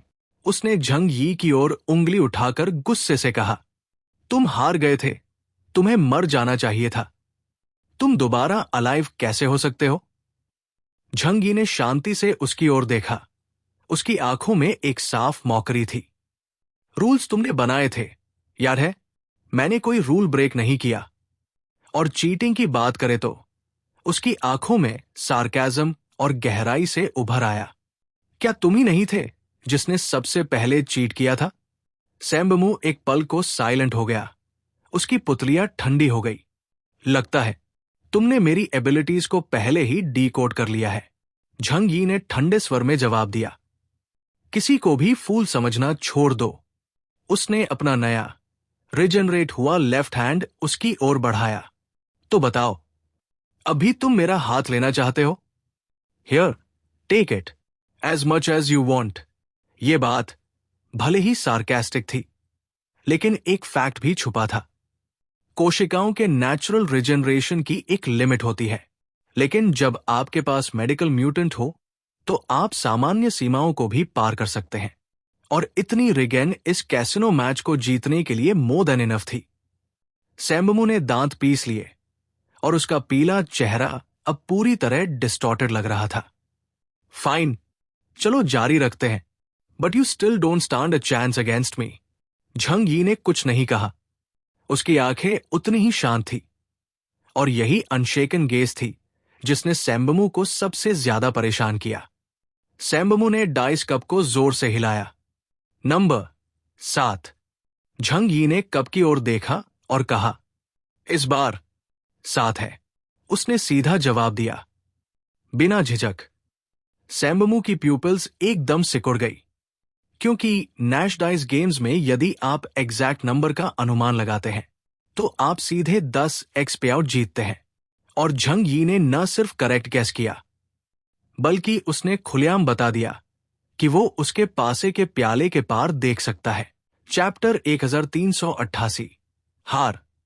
सैम्बमू का हाथ मिडेयर में ही रुक गया, लेकिन वो तुरंत अलर्ट हो गया और जल्दी से पासे का कप खोल दिया, क्योंकि रूल्स के अनुसार अगर वो झंग यी के बेट डेक्लरेशन के 1 सेकंड के भीतर डाइस कप नहीं खोलता तो वो ऑटोमेटिकली लूज कर जाएगा।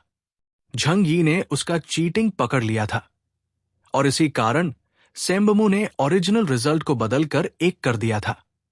झंग यी ने भले ही अपना लेफ्ट हैंड फिर से खो दिया, लेकिन उसके होंठों पर एक हल्की स्माइल ऑफ विक्ट्री उभर आई। उसकी नजर सैम्बमू पर पड़ी, जिसकी त्वचा अब नर्वसनेस से पीली पड़ने लगी थी। तुमने चीट किया है। झंग का लेफ्ट हैंड फिर से खो गया, लेकिन झू के ने तुरंत अगला हाथ फिर से रिजेनरेट कर दिया। लिम्स जैसे आर्म्स और लेग्स की हीलिंग उसके लिए आसान थी, क्योंकि ये ना तो जीवन के लिए क्रिटिकल ऑर्गन्स थे और ना ही जटिल। इस समय सैम्बमू को स्पष्ट रूप से महसूस होने लगा कि अब परिस्थिति आउट ऑफ कंट्रोल हो रही है। उसने झंग यी को कोल्ड ग्लेयर से देखा और कहा, नॉनसेंस। झंग यी ने सीधे उसकी आंखों में देखते हुए कहा, मेरी आंखें चीजों के आर पार देख सकती है। उसने अपनी आंखों की ओर इशारा किया, फिर डाइस कप की ओर। तो मैंने शुरू से देखा है तुम किस तरह चीट कर रहे थे। ये मत सोचो कि तुम इस गेम को कंट्रोल कर रहे हो। मैं तो सिर्फ तुम्हारे साथ खेल रहा था। सैम्बमू की आंखों में अब रेज था। ऐसा लग रहा था कि वो झंग यी को खा जाना चाहता है, एक मास्टर गैम्बलर के रूप में जो अपने स्किल पर गर्व करता था। उसका चीटिंग करते हुए पकड़ा जाना, और वो भी इतनी देर तक मैनिपुलेट होते रहना, उसके लिए अल्टीमेट इंसल्ट था। लेकिन जल्द ही उसने खुद को कंपोज किया। ठीक है, मैंने चीट किया, और फिर क्या? उसने डाइस कप को टेबल पर धकेला और बोला, रूल्स के मुताबिक गेम का फैसला डाइस रिवील के बाद होता है, तो कप खुलने से पहले मैं जो चाहूं वो कर सकता हूं। क्योंकि ये उसका होम फील्ड था और रूल्स भी उसी ने बनाए थे, तो वो खुद को लीगली जस्टिफाई कर सकता था। झू के ने गुस्से से भौहें सिकोड़ी और कहा, शेमलेस, डिस्गस्टिंग। सैम्बमू को भले ही उसके शब्द समझ में न आए हों, लेकिन भाव और टोन से वो समझ गया कि इंसल्ट किया गया है। उसने झुंझलाकर जवाब दिया, किसने कहा कि कैसीनो हमेशा फेयर होता है? झंग यी ने सिर हिलाया, तुम सही कह रहे हो। तो चलिए कंटिन्यू करते हैं। ये गेम वाकई बहुत इंटरेस्टिंग है। मुझे खेलना अच्छा लगने लगा है। सैम्बमू ने झंग की ओर देखा और गहरी आवाज में पूछा, भले ही तुम्हें पता हो कि तुम हार जाओगे, फिर भी तुम ये गेम ज्यादा देर खेलना चाहते हो? क्या तुम्हें लगता है कि तुम हर बार अपने अंगों को रीग्रो करवा सकते हो? झंग यी ने ठहाका मारा, हे, तुम बिल्कुल सही कह रहे हो। मैं हर बार ऐसा नहीं कर सकता, लेकिन क्या तुम अपनी चीटिंग एबिलिटी हर बार यूज कर सकते हो? झंग यी ने उसकी आंखों में देखा और ठंडे स्वर में कहा, मैंने तुम्हें जानबूझकर 100+ राउंड्स के लिए ऑब्जर्व किया, और अब तक तुमने अपनी चीटिंग एबिलिटी को 16 टाइम्स एक्टिवेट किया है। अगर तुम्हारी एबिलिटी लिमिटलेस होती तो मैं कब का एलिमिनेटेड हो चुका होता। भले ही मैं हर बार सिर्फ एक नेल ही हारता, लेकिन मुझे पता है रूल सिस्टम अजेय नहीं है। तुम जो खुद रूल मेकर हो, वो भी रिस्ट्रिक्शन से बंधे हो, और हर लिमिट कभी न कभी ब्रेकेबल होती है। झंग यी ने सीधा सैम्बमू की ओर इशारा करते हुए कहा, तो तुम्हारी एबिलिटी भी लिमिटेड है। अब देखो, मैं अब से हर राउंड में सीधे नंबर कॉल करूंगा। जब तक तुम हर बार अपनी एबिलिटी एक्टिवेट नहीं करोगे, मैं गेम सीधे जीत जाऊंगा। अब मैं देखना चाहता हूं तुम कितनी देर टिक सकते हो। सैम्बमू का चेहरा एकदम फ्रोजन हो गया और तभी उसके बगल में बैठे डेविल जोकर ने जोर से लाफ कर दिया। एक डरावनी हंसी जो पूरे डेविल्स कैसीनो में गूंजने लगी। बधाई हो, आपने शर्त जीत ली है। Now the game is over. Rules टूट चुके हैं और विनर अब किसी रहस्य का विषय नहीं रहा। झंग यी की आंखों के सामने का काला वॉइड तुरंत चकनाचूर हो गया। अगले ही पल झंग और उसकी टीम सीधे नैश कंट्री की टूटी हुई सड़कों पर प्रकट हुए। इस समय ये इलाका वोटॉन था। नैश सैनिक और मानव सैनिकों के बीच भीषण युद्ध चल रहा था। चारों ओर बॉडीज, गिरते बिल्डिंग्स, फ्लेम्स और धुआं। झंग यी ने तुरंत झूक गया और यांग एक्साइए को म्यू यान के शैडो स्पेस में सुरक्षित किया। अब उसे सामने खड़े उस थ्री आइड जनरल से निपटना था, जो सफेद राजसी कपड़े पहने हुए उसकी ओर घूर रहा था। अब जब एक रूल बेस्ड एलियन की योग्यता टूट गई है, उसमें कितनी ताकत बचती है? I am about to find out. बिना समय गवाए झंग ने अपनी विशाल व्हाइट आउल पिस्टल निकाली और सड़क के दूसरी ओर खड़े संबमू की ओर एम कर दी। और फिर trigger pulled. Bang, bang, bang, bang, bang, bang, bang, bang, bang, bang, bang, bang. हर गोली गरजती हुई निकली और उनके साथ एक पावरफुल फोर्स ऑफ वॉइड भी आ रही थी। संबमू को यह एहसास हो गया था कि वो बेट हार चुका है और वो कुछ देर के लिए स्टन्ड हो गया। लेकिन बैटलफील्ड पर दुश्मन आपको दुखी होने का समय नहीं देता। उसने सिर उठाया, अपना भयानक मुंह खोला और जोर से हंसने लगा। उसकी वाइल्ड लाफ्टर पूरी सड़क पर गूंज उठी। फिर अचानक उसके शरीर से सफेद तितलियों की एक स्टॉर्म जैसी लहर निकली। पूरी सड़क इन तितलियों से भर गई। झंग यी की गोलियां तितलियों से टकराई और वहां वॉइड स्फेयर्स बन गए जो इन तितलियों को निगलने लगे। लेकिन जैसे ही तितलियां फटने लगी, झंग यी ने देखा ये असल में तितलियां नहीं थी। दे वर वाइट प्लेइंग कार्ड्स। इन कार्ड्स के बीच से संबमू का विशाल पीला चेहरा धीरे धीरे प्रकट होने लगा। उसने हाथों में कार्ड डेक घुमाया और वो कार्ड्स उसकी उंगलियों के बीच तितलियों की तरह फड़फड़ाने लगे। ये मत सोचो कि तुम गैम्बल के बाहर मुझे हरा सकते हो। I can kill you inside the game and outside it too. Zhang Yi ने मॉकिंग टोन में जवाब दिया। तुम मुझे गेम के अंदर नहीं हरा सके और अब तुम मुझे बाहर भी नहीं हरा सकोगे। झंग के इन शब्दों से संबमू पागल हो गया। उसका चेहरा विकृत हो गया और तभी उसके कार्ड्स झंग की ओर उड़ने लगे, each card turning into a dagger, slicing through हवा। झंग यी ने फौरन अपनी क्षमता को सक्रिय किया। ब्रह्मांड की सारी चीजें, all things of the universe. उसके चारों ओर 3000 डायमेंशनल गेट्स खुल गए। तेजी से आ रहे सभी कार्ड्स उन्हीं दरवाजों में समा गए, जैसे किसी दूसरे आयाम में गायब हो गए हों। झंग यी के आसपास सिर्फ कुछ रिपल्स बची, लेकिन कोई भी हमला उस तक नहीं पहुंच सका। अब झंग यी ने फिर से अपनी गन उठाई। उसके पीछे वॉइड में एक मैसिव ब्लैक वॉटेक्स बनने लगा। उसकी भुजाओं से तेजी से एकत्र हो रही वॉइड एनर्जी ने एक भयानक इंपैक्ट पैदा किया और फिर विनाश का परशु, एक्स ऑफ अन्नाइलेशन। दोनों बंदूकें आपस में जुड़ी और उनके मुंह से एक जाइगैंटिक वॉर एक्स निकला जो आसमान को चीरता हुआ सीधा संबमू की ओर जा रहा था। उसमें समाई डिस्ट्रक्टिव एनर्जी इतनी भयानक थी कि संबमू का चेहरा और भी पीला पड़ गया। वो दहाड़ा और उसके हाथ के कार्ड्स एक सेफ्ड कार्ड सुनामी में बदल गए। ये ताश की लहरें आकाश की ओर बढ़ती गई और अंत में एक जाइगैंटिक व्हाइट कार्ड ड्रैगन बन गया, हजारों मीटर लंबा। वो सीधा झंग यी के ब्लैक एक्स से टकराया। क्लैश एक पल में हो गया, लेकिन इसमें कोई धमाका नहीं हुआ। बस शांति से सब गायब हो गया। व्हाइट कार्ड ड्रैगन एक पल में टूट गया और संबमू की आंखों के सामने विनाश का परशु उसकी ओर आ रहा था। उसकी आंखें अब रेड थी और सामने सिर्फ अंधेरा, एक गिरता हुआ पहाड़ दिख रहा था। कुछ ही क्षणों में संबमू गायब हो गया।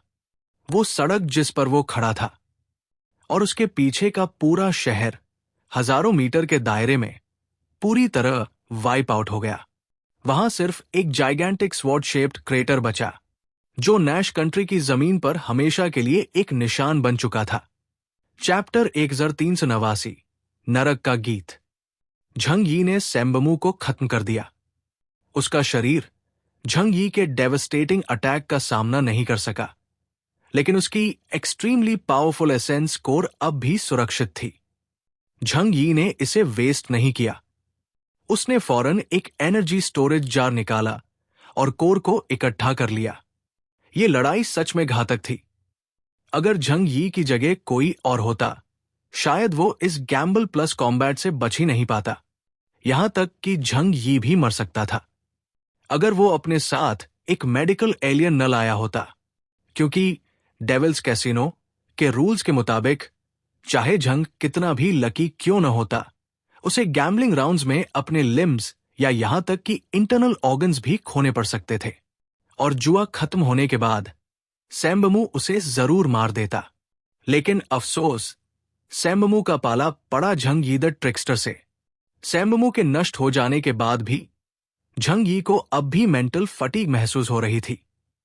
पेनकिलर्स का असर खत्म होते ही उसके न्यूली रिजनरेटेड जॉइंट्स में हल्का दर्द और झंझनाहट शुरू हो गई। जब एड्रेनालाइन ड्रॉप होता है तो फ्रेश टिश्यू और ब्लड रिजनरेशन का प्रभाव और भी असहज हो जाता है। झंग यी ने चारों ओर देखा।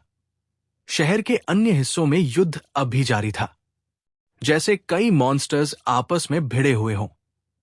लेकिन इस समय झंग ने फैसला किया कि वो किसी की हेल्प नहीं करेगा। पहले उसे खुद को रिकवर करना होगा। और कौन जानता है, नैश कंट्री में अब भी कोई और पावरफुल एनिमी सामने आ सकता है। A dead general is know small matter. Swish, Jhang यी वहां से वैनिश हो गया और नैश कंट्री के लोअर टियर जोन्स की तरफ चला गया। जितना आप नीचे जाएंगे, सब कुछ उतना ही ज्यादा डार्क, डर्टी और निग्लेक्टेड होता जाएगा। अपर क्लास एलिट्स शायद ही कभी इन जगहों पर जाते हैं। झंग यी को वहां एक सेफ जोन मिल गया। उसने झू केयर से फुल बॉडी हीलिंग में मदद मांगी और साथ ही सैम्बमू की एसेंस कोर को एब्जॉर्ब करना शुरू किया। ये एब्जॉर्प्शन प्रोसेस आमतौर पर बहुत धीमी होती है। भले ही ये जल्दी एब्जॉर्ब हो भी जाए, तो भी इसे फुली डाइजेस्ट करना संभव नहीं होता। फिर भी इससे ताकत में कुछ हद तक अपग्रेड जरूर होता है। झंग यी को स्ट्रॉन्ग इंट्यूशन थी कि उसे जल्द से जल्द खुद को पावर अप करना होगा अगर वो सेक्रेड सोल टेम्पल तक पहुंचना चाहता है। Scene shift, alternate battlefield. एक दूसरी युद्ध भूमि पर किलिदुओ का सामना हो रहा था लांसलॉट से। पूरा शहर कब का रूइंस बन चुका था। ना कोई इमारत बची थी, ना कोई जीव, सिर्फ डिस्ट्रक्शन। किलिदुओ बैटलफील्ड के सेंटर में खड़ा था। उसका चेहरा हमेशा की तरह इमोशनलेस था। एक मैसिव स्वॉर्ड उसके हाथ में थी और उसकी कोल्ड गेज दूर तक फैल रही थी। उस दिशा में लांसलॉट खंडहरों में गिरा पड़ा था। उसकी कॉम्बैट सूट फट चुकी थी और जमीन पर ब्लड पूल बन चुका था। दोनों ने लगातार 10 मिनट से ज्यादा भीषण युद्ध किया था। लांसलॉट कोई कमजोर योद्धा नहीं था, लेकिन किलिदुओ एक ऐसा नैश जनरल था जिसने अपने जीवन का हर पल बैटलफील्ड पर बिताया था। किलिदुओ की ताकत भयावह थी। 3-eyed टाइनफेन की ताकतवर नस्ल प्लस बिलियंस ऑफ रेपिटेशंस में निखरी स्वॉर्ड स्किल, ये सब मिलकर लांसलॉट पर एक अनस्टॉपेबल स्टॉर्म की तरह टूट पड़े थे। इसमें कोई ट्रिक या इल्यूजन नहीं था, बस प्योर ब्रूट फोर्स। किलिदुओ ने अपनी तलवार उठाई और स्टेप बाय स्टेप लांसलॉट की ओर बढ़ा। Among insects, you are considered strong. Didn't think your race could produce such strength. Oh, maybe it's because your reproduction rate is high. So statistically, some strong ones pop out eventually. किलिदुओ ने flat tone में कहा। उसकी आंखों में अब भी murder intent झलक रहा था। लांसलॉट ने सिर उठाया और किलिदुओ को आइस कोल्ड नजरों से घूरा। उसके माथे से खून बहकर गालों तक आ चुका था। वो घायल था, लेकिन फिर भी उसकी आंखों में वाइल्ड स्माइल थी। वो मुस्कुरा रहा था। और वो मुस्कान एकदम फेरल और मैडली एक्साइटेड लग रही थी। हा हा हा हा, थ्री आइड क्लैन का रियल वॉरियर आखिरकार मिला। तुमने मुझे डिसअपॉइंट नहीं किया, लेकिन जानते हो क्या? लांसलॉट ने धीरे धीरे खुद को रूइन से ऊपर उठाया। हालांकि उसकी तलवार बुरी तरह डैमेज हो चुकी थी और उसके लेफ्ट आर्म गार्ड भी टूट चुके थे, लेकिन उसकी आंखों में अब भी वही बर्निंग फाइटिंग स्पिरिट चमक रही थी, जिस दबाव का मैंने एक बार सामना किया था। तुम्हारा उससे कोई कंपैरिजन नहीं है। उसका चेहरा पूरी तरह ब्लड सोक था, लेकिन फिर भी उसने अपनी नाइट स्वॉर्ड उठाई और दुश्मन की ओर बैटल रेडी पोस्चर में तानी। किलिदुओ ने सिर हिलाया। मैं तुम्हें वॉरियर्स ऑनर दूंगा और तुम्हें किल कर दूंगा। तुम सिर्फ एक इंसेक्ट हो, लेकिन फिर भी तुम रिस्पेक्ट के लायक हो। किलिदुओ जानता था अब और डिले नहीं हो सकती। उसने कई अन्य बैटलफील्ड्स पर उभरती एनर्जी फ्लक्चुएशंस को महसूस किया था। उसे समझ नहीं आ रहा था कि इस दुनिया में इतने सारे ताकतवर बॉल्ड रैट्स, ह्यूमंस, कैसे पैदा हो रहे हैं। लेकिन एक वॉरियर के रूप में उसका ड्यूटी नैश कंट्री की शांति की रक्षा करना था, चाहे उसे कितना भी ब्लडशेड क्यों न करना पड़े। वो एडवांस करने लगा और उसकी गति के साथ उठी स्टॉर्म वेव किसी सोनिक बूम जैसी गूंज रही थी। लांसलॉट ने ऊपर देखा और उसके सिर पर आ रही जाइंट स्वॉर्ड को देखा, जो उसके पूरे शरीर को एक ही झटके में डस्ट बना सकती थी। लांसलॉट की रिएक्शन स्पीड भी किसी से कम नहीं थी। उसने तुरंत अपनी तलवार ऊपर उठाई और सीधा वार किया। क्लैंग! एक जाइंट स्वॉर्ड और एक डैमेज्ड शॉर्ट ब्लेड दोनों आसमान में टकराए। ऐसा लग रहा था जैसे कोई ऑप्टिमस प्राइम से लड़ने के लिए एक स्यूइंग नीडल ले आया हो।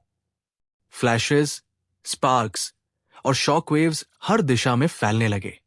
नीचे की जमीन, जो पहले ही क्रेटर बन चुकी थी, अब और 10 मीटर धंस गई। किलिदुओ का चेहरा एक्सप्रेशनलेस था, लेकिन उसके हमले फ्लड की तरह बरस रहे थे। अब ना कोई ब्लेड ट्रेल दिख रही थी, ना कोई दिशा, सिर्फ एक डेथ ऑरा पूरे बैटलफील्ड में फैल चुकी थी।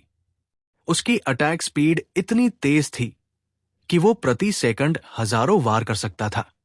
लांसलॉट ने लेफ्ट हैंड में ढाल और राइट हैंड में अपनी तलवार ली और बिना किसी डर के ब्लॉक करता रहा। क्राक! कई टकरावों के बाद उसकी लेफ्ट आर्म गार्ड पूरी तरह से टूट गई, लेकिन लांसलॉट ने ध्यान नहीं दिया। उसने अपनी तलवार को दोनों हाथों से पकड़ा, जोर से रोर किया और सीधा किलिदुओं पर चार्ज कर दिया। बूम!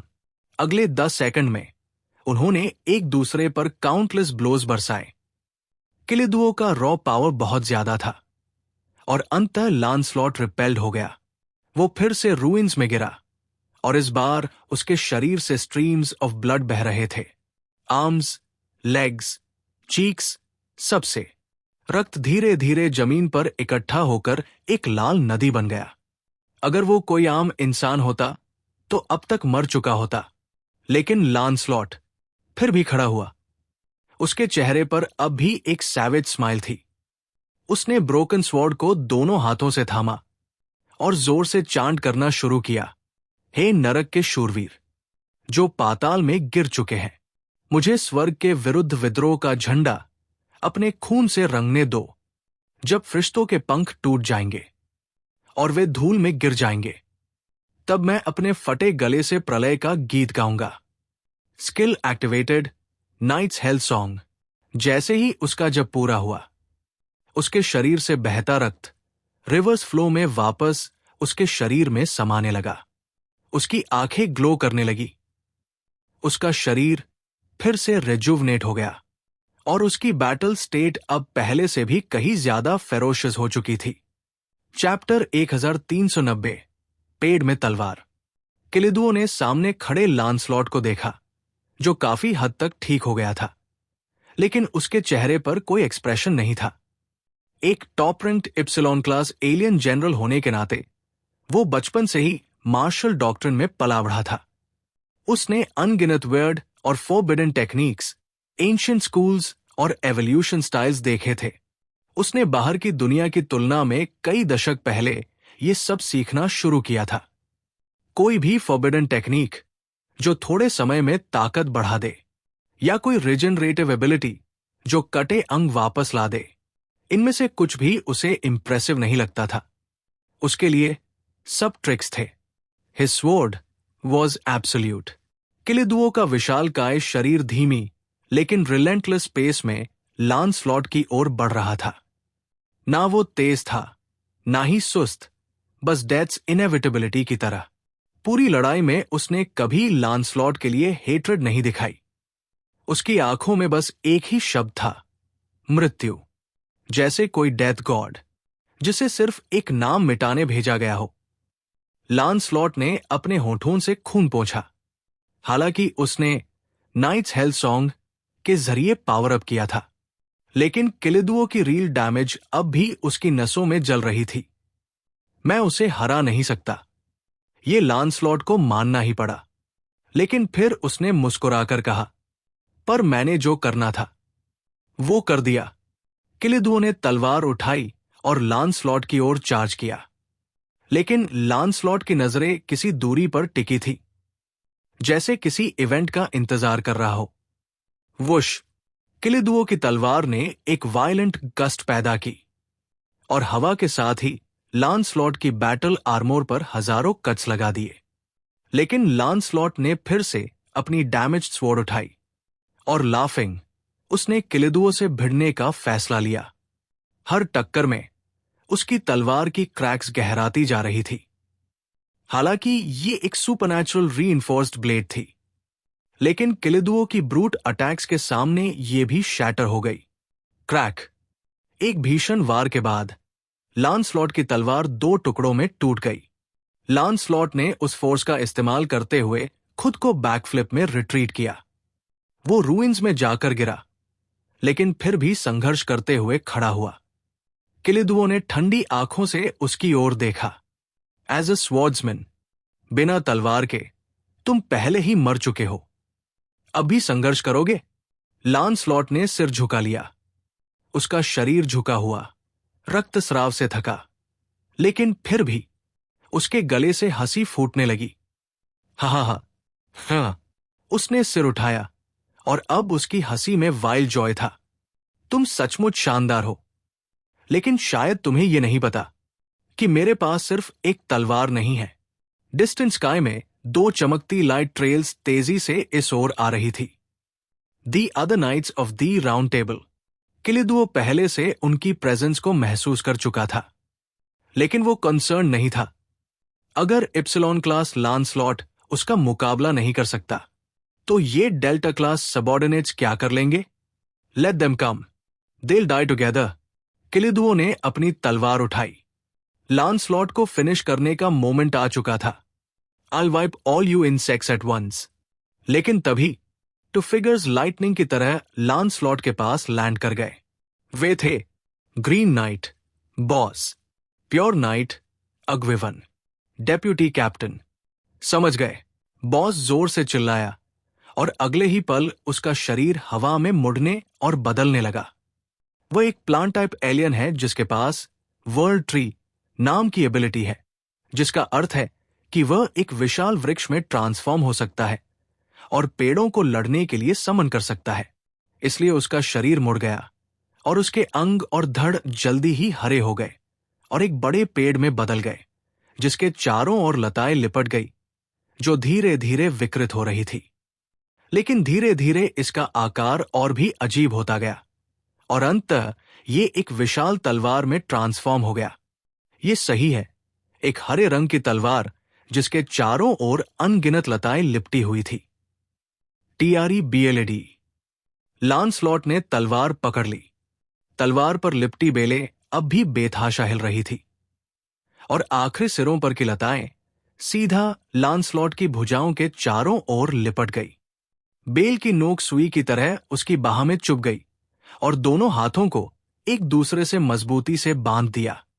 दूसरी ओर प्योर नाइट अग्विवन भी लांसलॉट के पास हल्के से उतरा।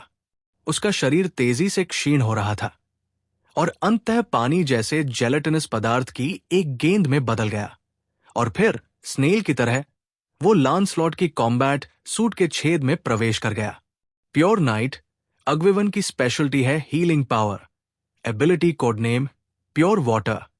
शुद्धतम जल सभी इंजरीज को रिजेनरेट कर सकता है और रोगी के शरीर से नेगेटिव एलिमेंट्स को निकाल सकता है। ये एक ऐसा वॉरियर है जिसकी एबिलिटीज प्योरली सपोर्टिव है, ठीक उसी तरह जैसे झू किया। अब लांसलॉट को 2 सपोर्टिव एबिलिटीज का समर्थन प्राप्त है और एक ट्रायड बनाते हुए उसकी कॉम्बैट इफेक्टिवनेस में तुरंत भारी सुधार हुआ है। यही कारण है कि उसने किलिदुओं का सामना करने का साहस किया, जो उससे कहीं ज्यादा पावरफुल है। किलिदुओं ने थोड़ा भौहें सिकोड़ी। वो महसूस कर सकता था कि अपोनेंट की एनर्जी शिफ्ट हो रही थी। 2 सपोर्टिव एलियंस की प्रेजेंस से दबाव थोड़ा बढ़ सकता है, लेकिन इससे कोई फर्क नहीं पड़ता। तुम्हें लगता है ये फिजूल चीजें मुझे हराने में मदद करेंगी? Naive insect. किलिदुओं ने इस बात को नजरअंदाज किया और अगले ही मोमेंट लांसलॉट के सामने आ गया। विशाल तलवार सीधा सिर पर वार करने आई। लांसलॉट ने अपनी कलाई घुमाई और ट्री ब्लेड से उसका सामना किया। ट्री ब्लेड अचानक फैल गई और घनी शाखाएं और पत्तियां उगाई, मानो उसी स्थान पर एक विशाल वृक्ष फूट पड़ा हो, जिसने इनकमिंग स्वॉर्ड स्ट्राइक को रोक दिया। किलिदुओं ने अपनी स्वॉर्ड से उस लकड़ी को काटा और यद्यपि वो 3 हिस्सों में बंट गई, फिर भी वो उसे पूरी तरह 2 भागों में नहीं काट सका। ग्रीन नाइट बॉस द्वारा रूपांतरित पेड़ की तलवार में सबसे टफ वुड फाइबर्स है। ये शार्प वेपन्स के खिलाफ सबसे प्रभावी डिफेंस है। सबसे खतरनाक बात यह है कि एक प्लांट टाइप म्यूटेंट के रूप में उसकी self repairing ability reinforcement type mutant से कहीं ज्यादा सुपीरियर है। वह ट्री ब्लेड से अनगिनत हरी बेलें बाहर निकलने लगी, जो तलवार से लिपटकर किलिदुओं की ओर बढ़ गई। पहली बार किलिदुओं के चेहरे पर हैरानी की झलक दिखी। उसने इंस्टेंट स्ट्रेंथ लगाई, अपनी स्वॉर्ड को ट्री स्ट्रक्चर से खींचा और तुरंत सैकड़ों मीटर पीछे रिट्रीट कर गया। लांसलॉट ने ट्री ब्लेड को हाथ में उठाया और वो फिर से एक 2 हाथों वाली स्वॉर्ड के रूप में स्टेबलाइज हो गई। लांसलॉट के चेहरे पर एक ब्लडथर्स्टी और वाइल्ड मुस्कान थी। अब एक्शन लेने और हमला करने की बारी उसकी थी। जो है सामने रखो। उसने ट्री ब्लेड को जोर से जमीन में गाड़ दिया। अगले ही पल जमीन के टुकड़े इंच टूटने लगे।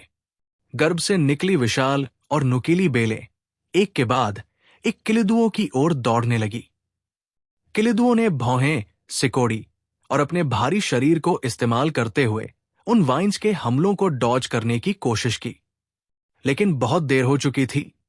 पूरे बैटलफील्ड में अब मैसिव ग्रीन ट्रीज फूटने लगे थे। लांसलॉट ने एक वाइन पर कदम रखा और वो उसे हवा में ऊपर ले गई। वो आसमान से उतरा, एक विशाल ग्रीन स्वॉर्ड हाथ में लिए और सीधे किलिदुओं की ओर वार किया। अध्याय 1391 वन क्षेत्र। ट्री ब्लेड की अटैक कैपेबिलिटी बहुत ज्यादा स्ट्रांग नहीं है। एक वृक्ष के रूप में ये शार्प नहीं है और इसमें कोई सुपरनैचुरल पावर्स नहीं है, लेकिन ये अपने अपोनेंट को एंडलेसली परेशान कर सकता है, चाहे वो वाइन्स हो जो जमीन को छूने के बाद लाइटनिंग स्पीड में पूरे शहर को ढक सकती है, या इसकी मोटी फाइबर्स वाली मजबूत डिफेंस और सेल्फ हीलिंग कैपेबिलिटी। ये एक ऐसा नेचुरल दुश्मन है उन एडवांस्ड म्यूटेंट्स के लिए जो शार्प वेपन्स को प्राइमरी कॉम्बैट मेथड की तरह यूज करते हैं। हां, इसे फायर से डर है, लेकिन किलिदुओं को नहीं। दूसरे शब्दों में, ट्री ब्लेड हाथ में आने के बाद लांसलॉट ने ना सिर्फ दोनों के बीच कैपेबिलिटी इंडेक्स का अंतर कवर किया, बल्कि स्पेशलिटी लेवल में भी बढ़त हासिल कर ली। अब रोल्स उलट गए हैं। अटैक और डिफेंस की अदलाबदली हो चुकी है। लांसलॉट ने ट्री ब्लेड को पकड़ा और अग्विवन को साथ लिए किलिदुओं पर फ्यूरियसली हमला करना शुरू कर दिया। Boom boom boom. Tree blade ने लांसलॉट की शक्ति को एब्जॉर्ब किया और तेजी से धरती पर फैलते हुए ग्रो करने लगी।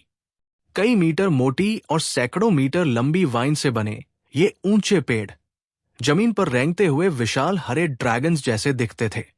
किलिदुओं ने अपने हाथ में एक बड़ी स्वॉर्ड पकड़ी और एक ही स्विंग में दर्जनों वाइन्स को काट डाला। लेकिन उसने जितनी बेलें काटी उतनी ही तुरंत रिजेनरेट हो गई। जब तक धरती है तब तक ये ग्रोथ रुकने वाली नहीं, जब तक ट्री ब्लेड यूजर की पावर खत्म न हो जाए। लांसलॉट पूरे जंगल में मूव कर रहा था। बेलों ने किलेदुओं को बहुत परेशान किया, लेकिन लांसलॉट को अनरेस्ट्रिक्टेड फ्रीडम मिली हुई थी। जब वाइन्स किलेदुओं को उलझाए हुए थी, तभी लांसलॉट ने एक सरप्राइज अटैक किया। पफ! दोनों सोर्ड्स आपस में टकराई और ट्री ब्लेड से इंस्टेंटली कई वाइन्स निकली और किलेदुओं की स्वॉर्ड को जकड़ लिया। किलेदुओं के सिर में झंझनाहट दौड़ गई। उसने स्वॉर्ड को खींचने की कोशिश की, लेकिन लांसलॉट ने उसे मौका नहीं दिया। वो लगातार अटैक करता रहा। ट्री ब्लेड अब इतनी विशाल हो चुकी थी कि वो किलेदुओं की स्वॉर्ड से छोटी नहीं रही, और उसमें बेहतरीन डिफेंस और बाइंडिंग स्पेशलाइजेशन है। ये किलेदुओं के लिए मुश्किल का कारण बना, जो सिर्फ क्लोज रेंज कॉम्बैट में माहिर है। उसने बार बार काटा, अनगिनत वाइन्स को काटा, लेकिन प्लांट्स की रिजेनरेशन कोई मजाक नहीं थी। साथ ही पूरा बैटलफील्ड अब एक फॉरेस्ट बन चुका था। हर दिशा से बेलें हमला कर रही थी। धीरे धीरे किलेदुओं के एंकल्स, रिस्ट्स और टोर्सो वाइन्स में जकड़ने लगे। नैश कंट्री के महान जनरल ने आखिरकार एक फ्यूरियस रोर छोड़ी। उसने पूरी ताकत से जंप किया और शॉकवेव के एक जोरदार बर्स्ट ने हजारों मीटर के रेडियस में सारी बेलों को काट डाला। यह देखकर खुद लांसलॉट भी हैरान रह गया। उसके चारों ओर की जमीन मोमेंटली साफ हो गई, लेकिन थोड़ी ही देर में हर दिशा से फिर वही रसलिंग साउंड आने लगी। घनी हरी बेलें जहरीले सांपों की तरह सरसराती हुई वापस लौटने लगी, जिन्हें वो अपनी नेकेड आईज से देख सकता था। किलेदुओं की एक्सप्रेशन पूरी तरह बदल गई। उसे फ्रंटलाइन बैटल से डर नहीं था, लेकिन ये एंडलेस टॉर्मेंट अब उसके मेंटल स्टेट को तोड़ने लगी थी। उसने दांत भींचे, धीरे से नीचे बैठा और फिर अचानक अपने पैरों की फुल फोर्स से जंप करके रॉकेट की तरह आसमान की ओर उड़ गया। भागना चाहते हो? इतना आसान नहीं। केओस ने पहले ही अपना काम कर लिया। मैं लांसलॉट उससे पीछे कैसे रह सकता हूं? लांसलॉट जोर से हंसा और अपने दाहिने हाथ से ट्री ब्लेड को उठाया, जैसे कि वो एंटायर बैटलफील्ड को कमान दे रहा हो। जमीन से उगती हुई बेलें, जो अब पूरे शहर को ढक चुकी थी, सबने एक साथ अपना सिर उठाया और फिर हजारों तीरों की तरह आसमान की ओर उछल पड़ी। किलेदुओ कभी नहीं उड़ सकेगा, चाहे वो कितना भी ऊपर क्यों न चला जाए। वो अंत में गिरेगा ही। वाइन्स ने उसके हाथ पैर हवा में ही जकड़ लिए थे, और इस समय उसके पास कोई स्ट्रेंथ अप्लाई करने का रास्ता नहीं था। वो सचमुच लताओं के वेट और बाइंड की वजह से नीचे खींचा जा रहा था। यह देखकर लांसलॉट एक मोटी बेल पर पैर रखकर सीधे ऊपर की ओर चढ़ गया। अपोनेंट हवा में है। क्या यह किसी भी स्वॉर्ड्समैन के लिए अटैक करने का बेस्ट मोमेंट नहीं है? किलेदुओं ने हवा में ही एक वाइन पकड़ ली और खुद को उस केज से फाड़ लिया जिसमें वो बंधा हुआ था। लेकिन ये हजारों लताएं थी। उन्हें ब्रेक करना या डिसेंटेंगल करना लगभग असंभव था, और जितना ज्यादा वो कोशिश करता उतना ही बुरा फंसता चला जाता। जब लांसलॉट वहां पहुंचा, किलेदुओ हवा में था। ट्री ब्लेड अचानक और लंबी हो गई, कई मीटर तक। फिर उसने ऊपर से उसके सिर को टारगेट करते हुए जोरदार वार किया। भारी तलवार में धार नहीं होती और महान कला प्रदर्शन नहीं मांगती। ट्री ब्लेड की एज शार्प नहीं है, लेकिन उसका इंपैक्ट ऐसा है कि कोई भी उसे डायरेक्ट फेस नहीं कर सकता। किलेदुओ, जो पहले से बैलेंस खो चुका था, वो सही ताकत अप्लाई नहीं कर पाया। उसने अपनी स्वॉर्ड से ब्लॉक करने की कोशिश की, लेकिन इंपैक्ट बहुत हैवी था। बूम! वो लिटरली कैनन बॉल की तरह नीचे वाइन्स के ओशन में गिरा और पूरी तरह उसमें डूब गया। इस बार वो कभी भी बाहर नहीं निकल सकेगा। लांसलॉट हंसा और सीधे सिर के बल नीचे कूद पड़ा। ये ट्रीज का समुद्र है, उसका प्लेग्राउंड। किलेदुओ पूरी तरह खत्म हो चुका है। हालांकि वो काफी स्ट्रांग था, और उसकी रेस 3 आंखों वाला कबीला नेचुरली टफ होती है। लेकिन लांसलॉट के फील्ड एडवांटेज के कारण उसकी स्ट्रेंथ बहुत ही रिस्ट्रिक्टेड हो गई थी। लांसलॉट ने उसके साथ आधे घंटे तक फाइट की और आखिरकार बड़ी मुश्किल से उसे किल किया। जब उसने चारों ओर नजर डाली तो देखा कि नैश एम्पायर की पहली परत, जहां उनका कैपिटल सेक्टर था, पूरी तरह बर्बाद हो चुकी थी। हर जगह ग्रीन वेजिटेशन उग आया था। किलिदुओ का विशाल बॉडी हजारों मैसिव ट्री से टाइटली जकड़ा हुआ था और उसके कॉर्प से बस उसका पीला सिर ही नजर आ रहा था। पेड़ों पर हर तरफ घाव थे और ब्लड एक झरने की तरह बह रहा था, जिसे ट्री ब्लेड ने लोभपूर्वक एब्जॉर्ब कर लिया। लांसलॉट ने गहरी सांस ली, तलवार को जमीन में घुसाया और पेड़ की जड़ों के पास बैठकर आराम करने लगा। इस फाइट के बाद वो इतना एग्जॉस्टेड था कि ऑलमोस्ट कोलैप्स करने ही वाला था। लेकिन विक्ट्री वाकई बहुत सैटिस्फाइंग थी। अगर वो किलिदुओ के एसेंस को एब्जॉर्ब कर ले तो शायद वो ब्लैक चैरियट लेवल में ब्रेक थ्रू कर सके और फिर वो राउंड टेबल के दूसरे नंबर के कंट्रोलर और कोर्ट मैजिशियन मर्लिन से टक्कर लेने के काबिल बन सकेगा। जहां तक राउंड टेबल के नाइट कमांडर किंग आर्थर पेंड्रागन की बात है, वो एक ऐसा एग्जिस्टेंस है जिसके बारे में अभी तक लांसलॉट सोचने की भी हिम्मत नहीं करता, कम से कम अभी के लिए।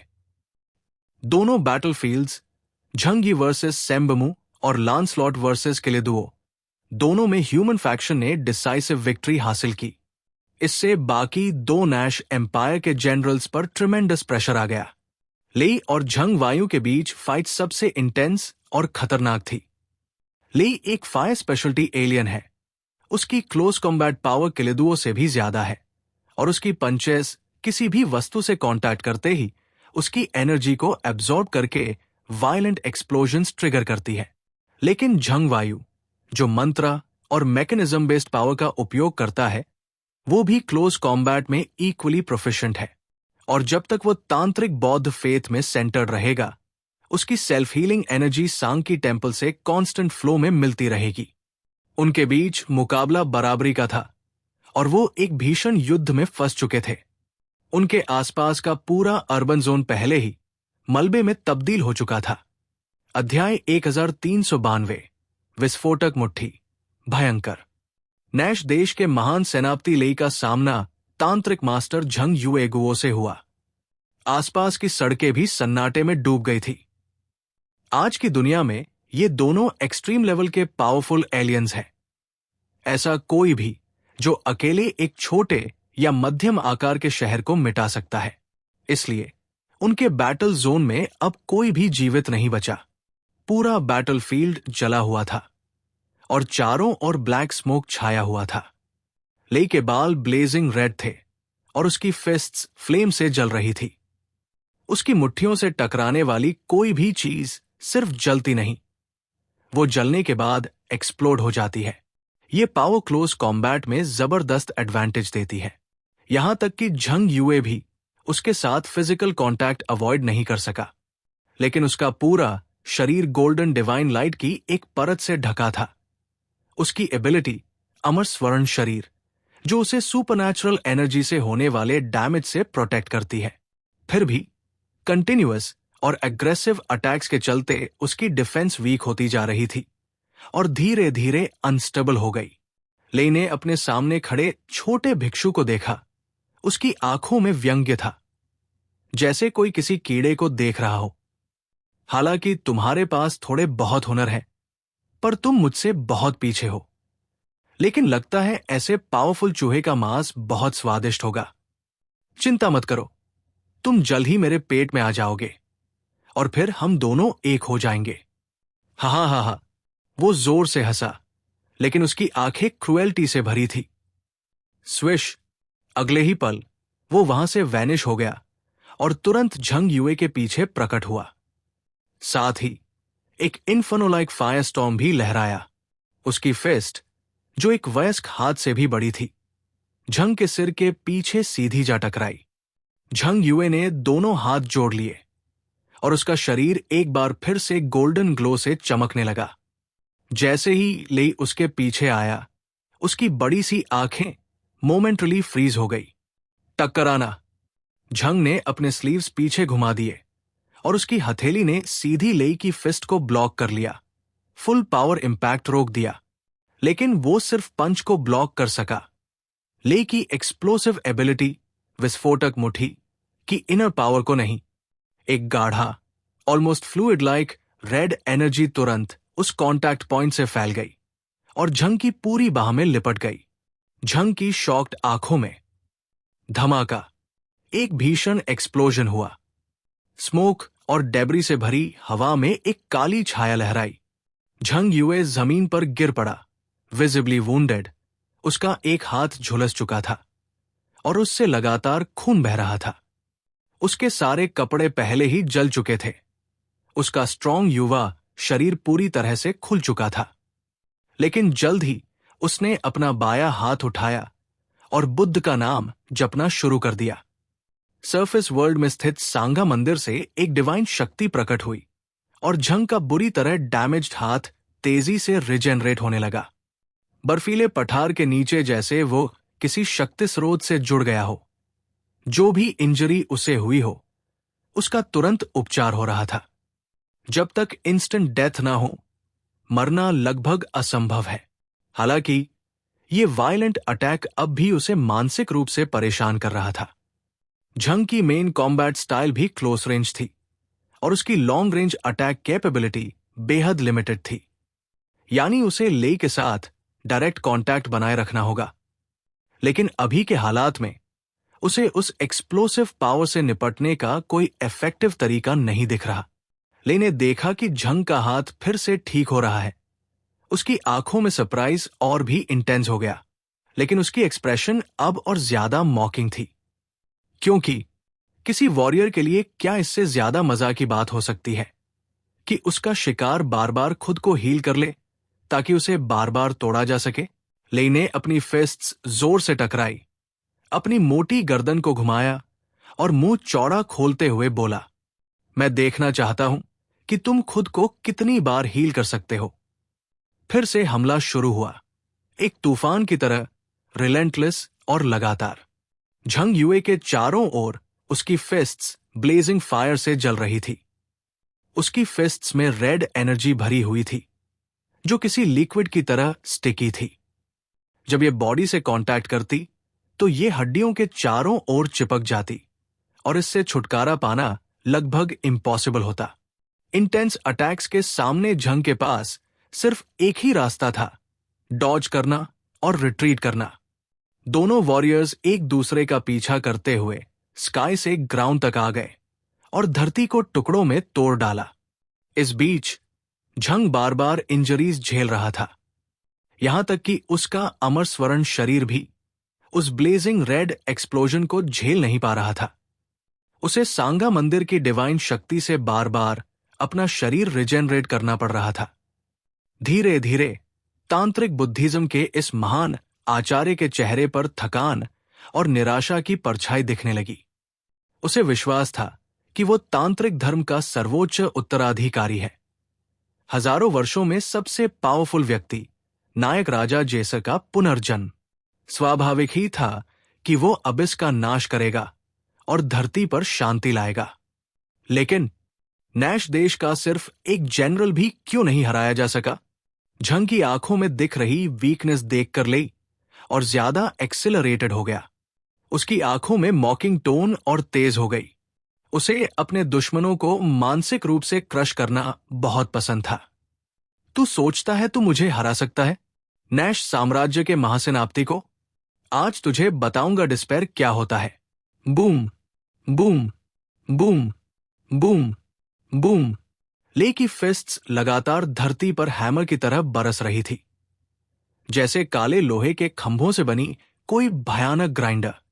उसकी शेयर फिजिकल स्ट्रेंथ अलोन एक पहाड़ को तोड़ सकती थी और उसमें जुड़ी रेड एक्सप्लोजन एनर्जी तो और भी टेरिफाइंग थी। झंग ने टीथ भींच लिए और जबरदस्ती अपनी एनर्जी उठाई। ले के लगातार दबाव ने उसे भी वायलेंट बना दिया था। अगर छिपने से कुछ नहीं होगा तो चलो आमने सामने भिड़ते हैं, देखते हैं कौन पहले गिरता है। झंग के शरीर से तेज गोल्डन ग्लो फूट पड़ा। उसका शरीर ऐसा लग रहा था जैसे उसमें मोल्टन गोल्ड डाला गया हो। मंदिर के गोल्डन बुद्धा की मूर्ति की तरह।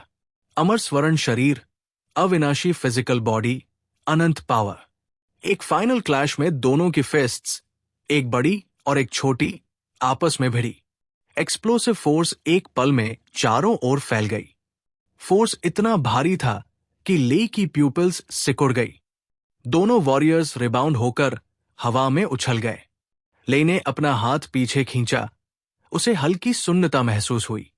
ये डब्ल्यू चूहा सच में साधारण नहीं है। वो बुदबुदाया। उसी समय झंग की आर्म पर रेड एक्सप्लोसिव एनर्जी का दूसरा फेज एक्टिव हो गया। उसका चेहरा दर्द से भर गया।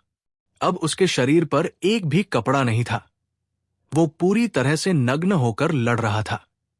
ऑर्डिनरी मंक वस्त्र ब्लैक चैरियट लेवल की इंपैक्ट को सहन नहीं कर सके। सौभाग्य से बैटलफील्ड के दसियों मील के दायरे में कोई भी जीवित प्राणी नहीं था। उसका ये हालत किसी तांत्रिक शिष्य ने नहीं देखी।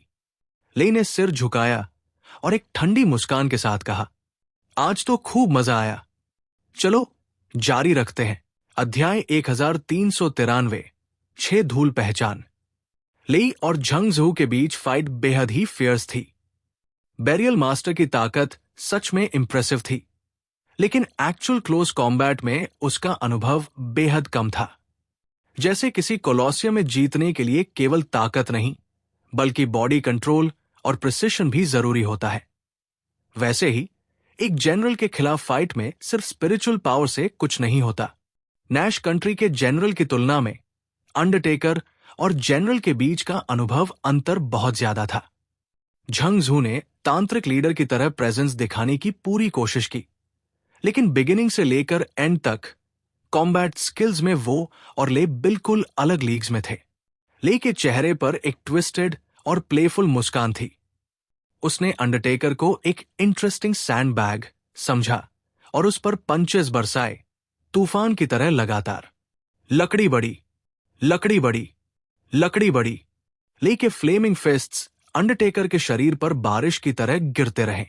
एक्सप्लोसिव पंचेस और रिपीटेड इंपैक्ट के कारण झंग झू थक गया और हवा में एक मोमबत्ती की तरह लड़खड़ाने लगा।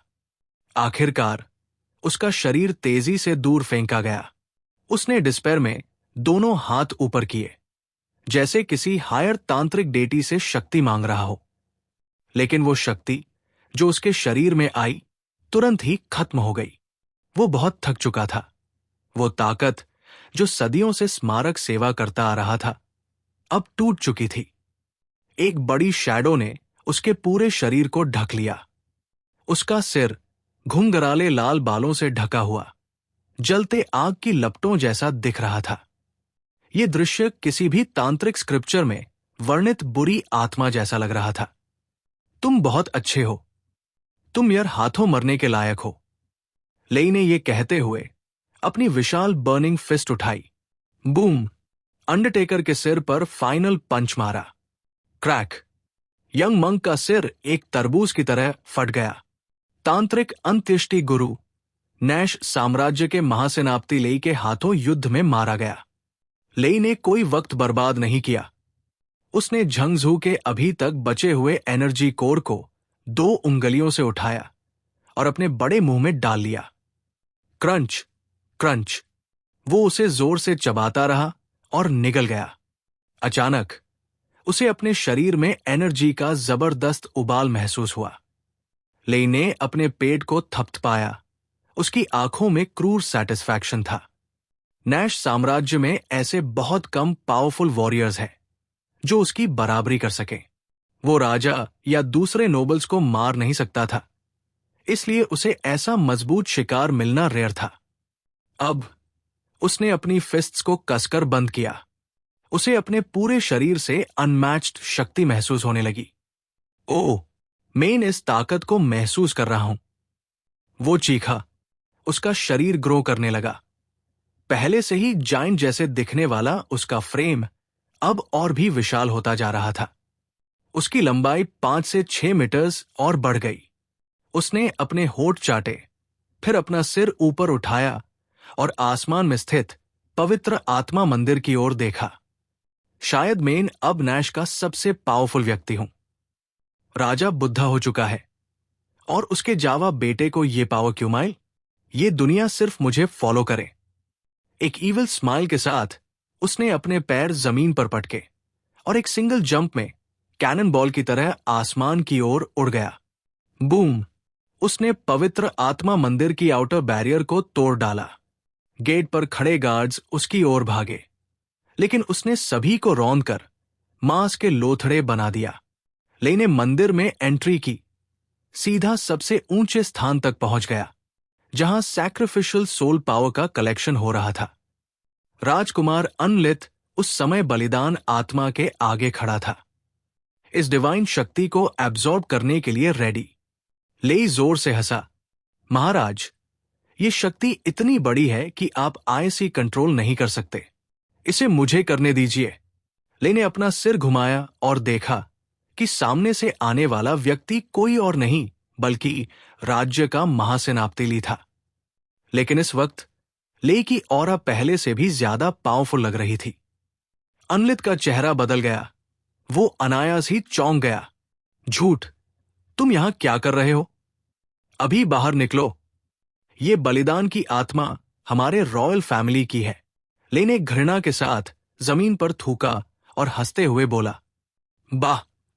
इस दुनिया के खजानों का हक हमेशा उन्हें मिलता है जो उन्हें ले सकते हैं। तुम्हारी रॉयल फैमिली क्या चीज है?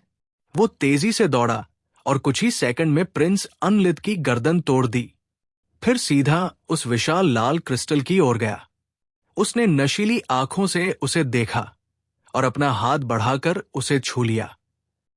दूसरी तरफ अंडरटेकर शांत खड़े उस लाल बालों वाले विशालकाय को देख रहा था। उसने दोनों हाथ अपनी छाती पर रखे, एक लंबी सांस ली। उसका हाथ जल चुका था, जैसे कोई मम्मी का हाथ हो। लेकिन एक मिस्टीरियस शक्ति के सहयोग से उसका मांस और रक्त धीरे धीरे रिजनरेट हो गया। वो फिर से अपनी मूल अवस्था में लौट आया।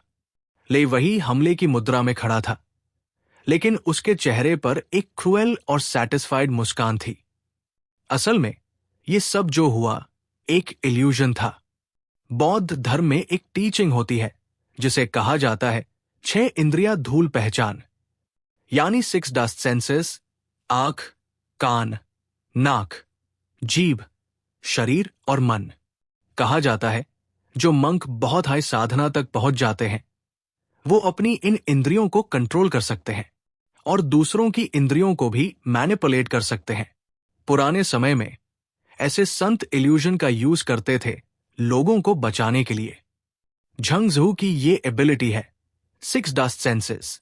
जब तक कोई व्यक्ति डिजायर रखता है, ये एबिलिटी उसे अपनी इच्छा के अनुसार एक इल्यूजन में ट्रैप कर सकती है। उस इल्यूजन में वो सब कुछ मिलेगा जो वो सबसे ज्यादा चाहता है, और एक बार ट्रैप हो जाने पर बाहर निकलना लगभग इम्पॉसिबल हो जाता है। यहां तक कि जब किसी को इल्यूजन का पता भी चल जाए तब भी वे जागने से इनकार करते हैं, क्योंकि ब्यूटीफुल झूठ अक्सर कड़वी सच्चाई से ज्यादा कंफर्टिंग लगता है। अंडरटेकर ने अपने रिजनरेट हो रहे हाथ को देखा और एक ठंडी सांस ली। कितना शक्तिशाली है ये 3 आंखों वाला म्यूटेंट। अगर मुझे टन क्लैन का सपोर्ट न मिला होता तो मैं इन आईएससी कभी हरा नहीं पाता। इसी समय टन सेक्ट के कई प्रोटेक्टर्स हथियार लेकर बाहर निकले और ले को मारने के लिए तैयार थे। नहीं, अंडरटेकर ने उन्हें रोकते हुए जोर से कहा। सैनिकों ने चौंक कर पूछा, मास्टर, आप हमें उसे मारने से क्यों रोक रहे हैं? अंडरटेकर ने सिर हिलाया। तुम यूज मार नहीं सकते, इससे उसे झटका लगेगा और वो इल्यूजन से जाग जाएगा। तब उसे कंट्रोल करना और भी मुश्किल होगा। एक ब्लैक चैरियट लेवल म्यूटेंट को मारना वैसे भी आसान नहीं होता, और ऊपर से ये 3 आंखों वाला वॉरियर सुपर ड्यूरेबल बॉडी के साथ है। अगर इल्यूजन टूट गया तो 6 डस्ट पहचान दोबारा उसी व्यक्ति पर काम नहीं करेगा। तो एफआईआर क्या करें? कई मंक्स ने एक दूसरे की ओर देखा। अंडरटेकर ने कामली कहा, अभी वो अपनी ही दुनिया में खोया हुआ है। जब तक वो खुद नहीं जागेगा तब तक वो अपनी इच्छा शक्ति रीगेन नहीं कर सकता। उससे यहां छोड़ो। जैब तक वो खुद न समझे कि सब कुछ एक झूठ है, एक माया। टैब तक कुछ मैट करो। ये सुनकर सभी मंक्स ने श्रद्धा से झुककर प्रणाम किया और चुपचाप पीछे हट गए। अंडरटेकर थोड़ी देर चुप रहा, फिर उसने अपना भारी शरीर उठाया और नैश किंगडम की खाई में छलांग लगा दी और खुद को डार्कनेस के सबसे गहरे हिस्से में छिपा लिया। अध्याय 1394। स्वर्ग का द्वार। वृत्त आकर गलियारे पार। गांव चंगकोंग को नईश के जनरल कैनाहुआ ने रोक दिया था। ये एक विशाल सफेद सेंटर था जिसके सिर पर मुड़े हुए सींग थे और कंधे पर एक अजीब आकार का भला था। इसे गन कहा जाता है, लेकिन ये एक विशाल दो हाथों वाली तलवार जैसी दिखती है। ऊपर की ओर 2 ब्लेड्स वाली एक भारी तलवार थी और नीचे की ओर इसकी लगभग आधी लंबाई गन के हैंडल जैसी थी। इस प्रकार की मार्शल आर्ट वार और छुरा मारने दोनों के लिए बहुत उपयुक्त है। वास्तव में 10 मीटर से अधिक लंबे इस विशालकाय सेंटोर के लिए, चाहे उसके हाथ में किसी भी प्रकार का वेपन हो, ये अत्यंत चौंकाने वाली विंचक्री पावर पैदा करेगा। गांव चंगकोंग और उसके साथ के 2 लोग वहीं रुक गए। एक नजर डालते ही उन्हें अपने सामने वाले व्यक्ति का जबरदस्त प्रेशर महसूस हुआ। गांव चंगकोंग की आंखों में पुनर्जन्म का निश्न घूमने लगा। कुछ ही क्षणों बाद उसकी आंखें सिकुड़ गई। तुम दोनों को पहले यहां से चले जाना चाहिए। ये अपोनेंट ऐसा नहीं है जिससे तुम निपट सको। डेल्टा क्लास एप्सिलॉन के युद्ध क्षेत्र में कोई भी प्रवेश करने के लिए योग्य नहीं है जब तक कि उनके पास विशिष्ट कैपेबिलिटीज न हो। इसमें शामिल होना तो बस टोप का CHR है। जब सामने विश्लकी सेंटर था तो न तो गु मैन और न ही चेन जियाओजिंग कोई मदद कर सकते थे। पुनर्जन्म कटौती। गांव चंगकोंग, जो एप्सिलॉन में प्रमोट होने के बाद उसकी एबिलिटी में गुणात्मक परिवर्तन आ गया था, सिवाय जब उसका सामना झंग यी जैसे विकृत व्यक्ति से होता है जिसके पास श्रेष्ठ टाइम रिलेटेड कैपेबिलिटीज होती हैं। वो हमेशा अपने प्रतिद्वंद्वी की क्षमताओं के बारे में जानने के लिए अनुमान का उपयोग कर सकता है। दूसरे शब्दों में, फाइट शुरू होने से पहले ही वो प्रतिद्वंद्वी की 70% से ज्यादा इंटेल हासिल कर सकता है। ये सुनकर गु मैन और चेन जियाओजिंग बिना किसी हिचकिचाहट के सर्कुलर कॉरिडोर से पीछे हट गए। गांव चंगकोंग के दाहिने हाथ के रूप में उन्हें उसके आदेशों में कोई संदेह नहीं था। वो विशाल सफेद सेंटोनाइट अपने हाथ में भला और तलवर लिए हुए और उसके घोड़े के खुर गलियारे पर गूंजते हुए गांव चंगकोंग की ओर बढ़ रहा था। पवित्र आत्मा हॉल की लालसा करने की तुम्हारी हिम्मत कैसे हुई? कितने साहसी हो तुम! वक्सियाओं चूहा जाति ने आप जैसे किसी को कब जन्म दिया? उसका स्वर एकदम शांत था, जैसे एक देवता इंसान का NYY कर रहा हो। उसने धीरे से अपना भला और तलवर उठाया और गांव चंगकोंग की ओर देखा। अगर तुमने देवताओं को नाराज किया तो परिणाम सिर्फ मौत होगा। गांव चंगकोंग मुस्कुराया, लेकिन प्राचीन काल से ही जो लोग खुद को देवता कहते आए हैं, वो असल में बस शक्तिशाली इंसान या दूसरी जातियां हैं। उसने अपने हाथ फैलाए और दिल खोलकर हंसा। तो जो भी शक्तिशाली है वही भगवान है। शायद मैं तुम्हें हराकर उस फ्लोटिंग टेम्पल तक पहुंच जाऊं। जैसे ही उसने कहा, उसके पीछे धीरे धीरे विशाल रून स्टोन्स उभरने लगे। मलबे के कारण एक विशाल पत्थर का चक्र बन गया, जो बाहर से भले ही अव्यवस्थित लगे, लेकिन धीरे धीरे एक नियमित पैटर्न में ढलने लगा। पत्थर का चक्र चमक रहा था और हर रून से सुनहरी रोशनी निकल रही थी। गांव चंगकोंग की क्षमता थी स्वर्गीय नृत्य चक्र, सेलेस्टियल डांस रिंग। उसका दाहिना हाथ पीछे की ओर गया और उसने एक ग्लोइंग गोल्डन रून को छुआ, जिससे एक चमकदार सुनहरी तलवर निकल आई। सूर्या सील, सूर्य की मुहर। एक और रून टेडपोल की तरह उछला और गांव चंगकोंग के शरीर पर एक गोल्डन आर्मोर की तरह जम गया। अक्लनाद सील, अक्लानाद की मुहर। तीसरा निशान, जो गांव चंगकोंग का सबसे महत्वपूर्ण ध्यान मुहार भी है, उसकी आंखों में उकेरा गया है। ये चिन्ह उसे वर्तमान इंटेलिजेंस के आधार पर यह अनुमान लगाने की अनुमति देता है कि भविष्य में क्या होने वाला है। यद्यपि ये डिडक्शन मेथड समय शक्ति जितनी एब्सोल्यूट नहीं है, लेकिन इसकी रेंज और टेम्परल डेप्थ कहीं ज्यादा बड़ी है। इसके लिए बस थोड़ी सी एक्यूरेसी की कुर्बानी देनी पड़ती है। लेकिन जब दोनों पक्ष एक दूसरे को नहीं जानते हो, तो 70% से ज्यादा सटीकता के साथ इंटेलिजेंस हासिल कर लेना बहुत बड़ा एडवांटेज है। कैनाहुआ ने गांव चंकों की तैयारी को देखते हुए ठंडी नजर डाली और उसके होठों पर एक हल्की सी स्मर्क उभर आई। अगले ही पल उसने अपने विशाल घोड़े के हूफ को जोर से जमीन पर पटका और हाथ में भला और तलवार लेकर जमीन हिलाते हुए दौड़ पड़ा। यह कहना मुश्किल था कि उसकी स्पीड कितनी है, लेकिन यह निश्चित था कि वो ह्यूमन आई की सीमाओं से कहीं तेज थी, और रिएक्शन टाइम से भी। अगर गांव चंकों के पास भविष्य देखने की क्षमता न होती, तो वो इस हमले से कभी नहीं बच पाता। जब भला और तलवार की काट उसके पास पहुंची, वो मुश्किल से बच पाया, लेकिन उसका अक्लनाथ आर्मो दरक गया। एक काली तलवार की एनर्जी वेव पूरे गोल गलियारे में हजारों मीटर तक फैल गई। ये नहीं पता कि वो कॉरिडोर किस पत्थर से बना है, लेकिन ये पूरे पवित्र आत्मा टेम्पल को थामे हुए है, और ब्लैक चैरियट लेवल एलियंस के हमले भी सह लेता है। इस एक ही झटके ने गांव चंकों को मौत का दार महसूस करा दिया। पावर में अंतर बहुत ज्यादा है। कम से कम 20,000 से ऊपर का कैपेबिलिटी इंडेक्स तो होना ही चाहिए। गांव चंकों की आंखें अब पूरी तरह केंद्रित थी। उसे पता था, भले ही उसके पास रीबर्थ डिडक्शन हो और उसने कई बार लाइफ एंड डेथ ट्रायल्स झेले हों, उसका खुद का पावर लेवल सिर्फ 17,000 था। लेकिन सामने खड़े नैश देश के जनरल कैनाहुआ का एक वार ही उसकी जीत की उम्मीद को लगभग खत्म कर चुका था। जब शक्ति में इतना भारी अंतर हो, तो कोई भी ट्रिक या टेक्निक उसकी भरपाई नहीं कर सकती।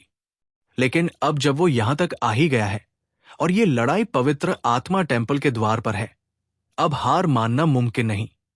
सालों से उसने अपने बदले के लिए कष्ट सहे थे, होपलेस सिचुएशंस में जिया था। सक्सेस मेहनत से मिलती है, किसी और से नहीं। गांव चंकोंग ने तेजी से कैनाहुआ के पीछे जाकर उसकी कमर के निचले हिस्से को टारगेट किया और अपनी सुनहरी सेक्रेड स्वॉर्ड से एक जबरदस्त हमला किया। उसकी तलवार की नोक से निकली उफनती ऊर्जा एक लेजर कैनन की तरह हवा को चीरती हुई कैनाहुआ की ओर बढ़ी। लेकिन उस पर हमला होते देख भी कैनाहुआ का जायंट बॉडी जरा भी नहीं घबराया। उसने तुरंत खुद को घुमाया और धीरे धीरे अपने हाथों में भला और तलवार घुमाने लगा। उसके चारों ओर का स्पेस अचानक से डिस्टॉर्ट होने लगा, यहां तक कि लाइट भी टेढ़ी दिखाई देने लगी, जैसे वो किसी इल्यूसरी रियल में हो। गांव चंकों का हमला जैसे ही उस भ्रम में घुसा, वो वही एब्जॉर्ब हो गया।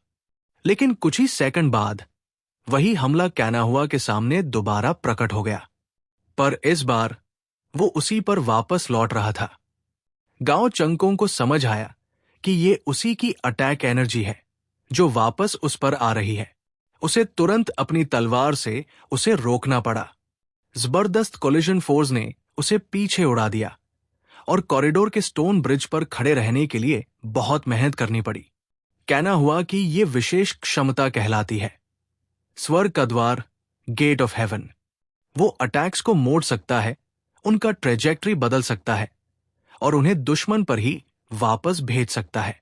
अध्याय 1395 विश्व विनाश मुहार। कैनाहुआ की कैपेबिलिटीज कुछ हद तक झंग यी जैसी है, लेकिन पूरी तरह एक जैसी नहीं। झंग यी का एलियन स्पेस सीमित मात्रा में फिजिकल अटैक्स को एब्जॉर्ब कर सकता है और फिर उन्हें वापस रिफ्लेक्ट कर सकता है। लेकिन कैनाहुआ की एबिलिटी पूरे स्पेशल डोमेन में किसी भी इनकमिंग अटैक की ट्रेजेक्टरी को डिस्टॉर्ट करने की है। दूसरे शब्दों में, थियोरेटिकली कोई भी अटैक उसके शरीर तक पहुंच ही नहीं सकता। ऐसा नहीं है कि हमला कमजोर है, बल्कि ये कि उस हमले की दिशा वाला स्पेस ही उसने बिगाड़ दिया है। ये वो इंसाइट्स है जो गांव चंकोंग ने अपनी एबिलिटी जेन सील से रीबर्थ डिडक्शन के जरिए निकाले थे। ये एबिलिटी बेहद टेरिफाइंग है। अगर आपका कोई भी अटैक एनिमी को डैमेज नहीं कर सकता, तो आप जीत की उम्मीद कैसे करेंगे? और ऊपर से उसका ओफेंसिव पावर गाओ चंगकोंग से कई गुना ज्यादा है। एक ऐसा वॉरियर जो पवित्र आत्मा मंदिर के द्वार की रक्षा कर रहा हो, उसकी कॉम्बैट स्ट्रेंथ नैश साम्राज्य के सबसे ताकतवर जनरल से भी ऊपर होगी। कैना हुआ ने गांव को सोचने तक का मौका नहीं दिया। उसने अपना भला और तलवार उठाया और फिर से अटैक किया। ब्लैक एनर्जी की तलवार ने आकाश में एक गहरी दरार सी बना दी, मानो वो आकाश को छेड़ रही हो। और उसके साथ एक भारी प्रेशर भी आया, यहां तक कि दूर बैठा झंगी, जो अपनी शक्ति रिकवर कर रहा था, उस एनर्जी को महसूस करके हल्का चौंक गया। गाओ चंगकोंग ने अपना ध्यान केंद्रित किया और अपनी पूरी ताकत इकट्ठा की, लेकिन वो सिर्फ तलवार के प्रेशर से छू गया और उसका अक्लनाथ आर्मोर धीरे धीरे टूटने लगा। ये सिर्फ एनर्जी के प्रेशर से हुआ, ना कि एक्चुअल हिट से। आखिरकार जो लोग कमजोर होके भी शक्तिशाली को हारा देते हैं, वो रेयर होते हैं। गांव के पास झंगी और लांसलॉट जैसे पावरफुल सहायक नहीं है। कैना हुआ के खिलाफ उसे सिर्फ अपनी ही एबिलिटीज पर भरोसा करना है। ऐसे में कैपेबिलिटी इंडेक्स का अंतर रील और एब्सोल्यूट बन जाता है। मौत के देवता जैसे दिखने वाला सेफ्थ सेंटो लगातार उस पर हमला करता रहा। हर स्ट्राइक इतनी जबरदस्त थी कि अकेले उससे शरीर चीर जाए। गांव सिर्फ एक काम कर सकता था, डिड्यूस करना, फिर से सोचना, फिर से डिड्यूस करना। अब तो उसने अटैक करने की कोशिश भी छोड़ दी थी, क्योंकि स्वर्ग का द्वार के अंदर किया गया कोई भी अटैक उसी पर लौट आता था। इस दुनिया में कुछ भी परफेक्ट नहीं होता। अगर कोई चीज एग्जिस्ट करती है तो उसमें वीकनेस भी होती है। बस मुझे उसकी कमजोरी ढूंढनी है। बूम! व्हाइट सेंटो ने फिर एक बार चार्ज किया। नाइट का ट्रेडिशनल चार्ज एकदम सिंपल होता है, लेकिन स्पीड, साइज और स्ट्रेंथ के साथ मिलके वो सब कुछ तबाह कर सकता है। जहां भी उसकी तलवार पॉइंट करती थी, वहां बस मौत का साया था। गाओ चंगकोंग ने पूरी कोशिश की डॉज करने की। रीबर्थ डिडक्शन से वो लगातार अपोनेंट के मूव समझ रहा था, लेकिन तब भी अपोनेंट में कोई गलती नहीं थी। स्पीड, पावर, कंट्रोल, सब में वो उससे कहीं ऊपर था। चाहे वो कैना हुआ की मूव्स समझ भी जाए, उसका बॉडी रिएक्शन उतना तेज नहीं हो पाता। उसके कैलकुलेशंस बता रहे थे जीतने की संभावना 0 थी। बिल्कुल कोई वे नहीं है इस एनिमी को हरने का। ताकत में इतना बड़ा फर्क है कि स्किल कुछ नहीं कर सकती। गांव की आंखों में तेज घूमती हुई सफेद रोशनी थी। उसे इस कंप्लीट डिस्पेयर की स्थिति में कोई एक रास्ता ढूंढना था सर्वाइव करने का। उसके पीछे TNW ट्रेजर व्हील पर एक टैलिस्मान एक्टिवेट हुआ। विनाश की मुहार, सील ऑफ अन्नाइलेशन। ये शक्ति शिवजी के विनाश नृत्य से प्राप्त होती है। कहा जाता है कि जब शिव विनाश का नृत्य करेंगे तो पूरी दुनिया नष्ट हो जाएगी। गाओ चंगकोंग की विनाश की मुहार में उतनी शक्ति तो नहीं, लेकिन हां, उसने सबसे पहले खुद को ही नष्ट किया। ये एक निषिद्ध टेक्निक है, टेम्पररीली पावर को बूस्ट करती है, लेकिन कीमत यह है कि इसके बाद शरीर एक्सट्रीम कमजोरी की स्थिति में चला जाता है। इस बार गांव ने बिना हिचक के इसे एक्टिवेट कर दिया। उसका ब्लड फ्लो अचानक तेज हो गया और उसकी नसों में तेजी से उबाल आने लगा। हर एक सेल ज्यादा एक्टिवली काम करने लगी और उसका ब्रेन भी फुल स्पीड पर एनालिसिस करने लगा।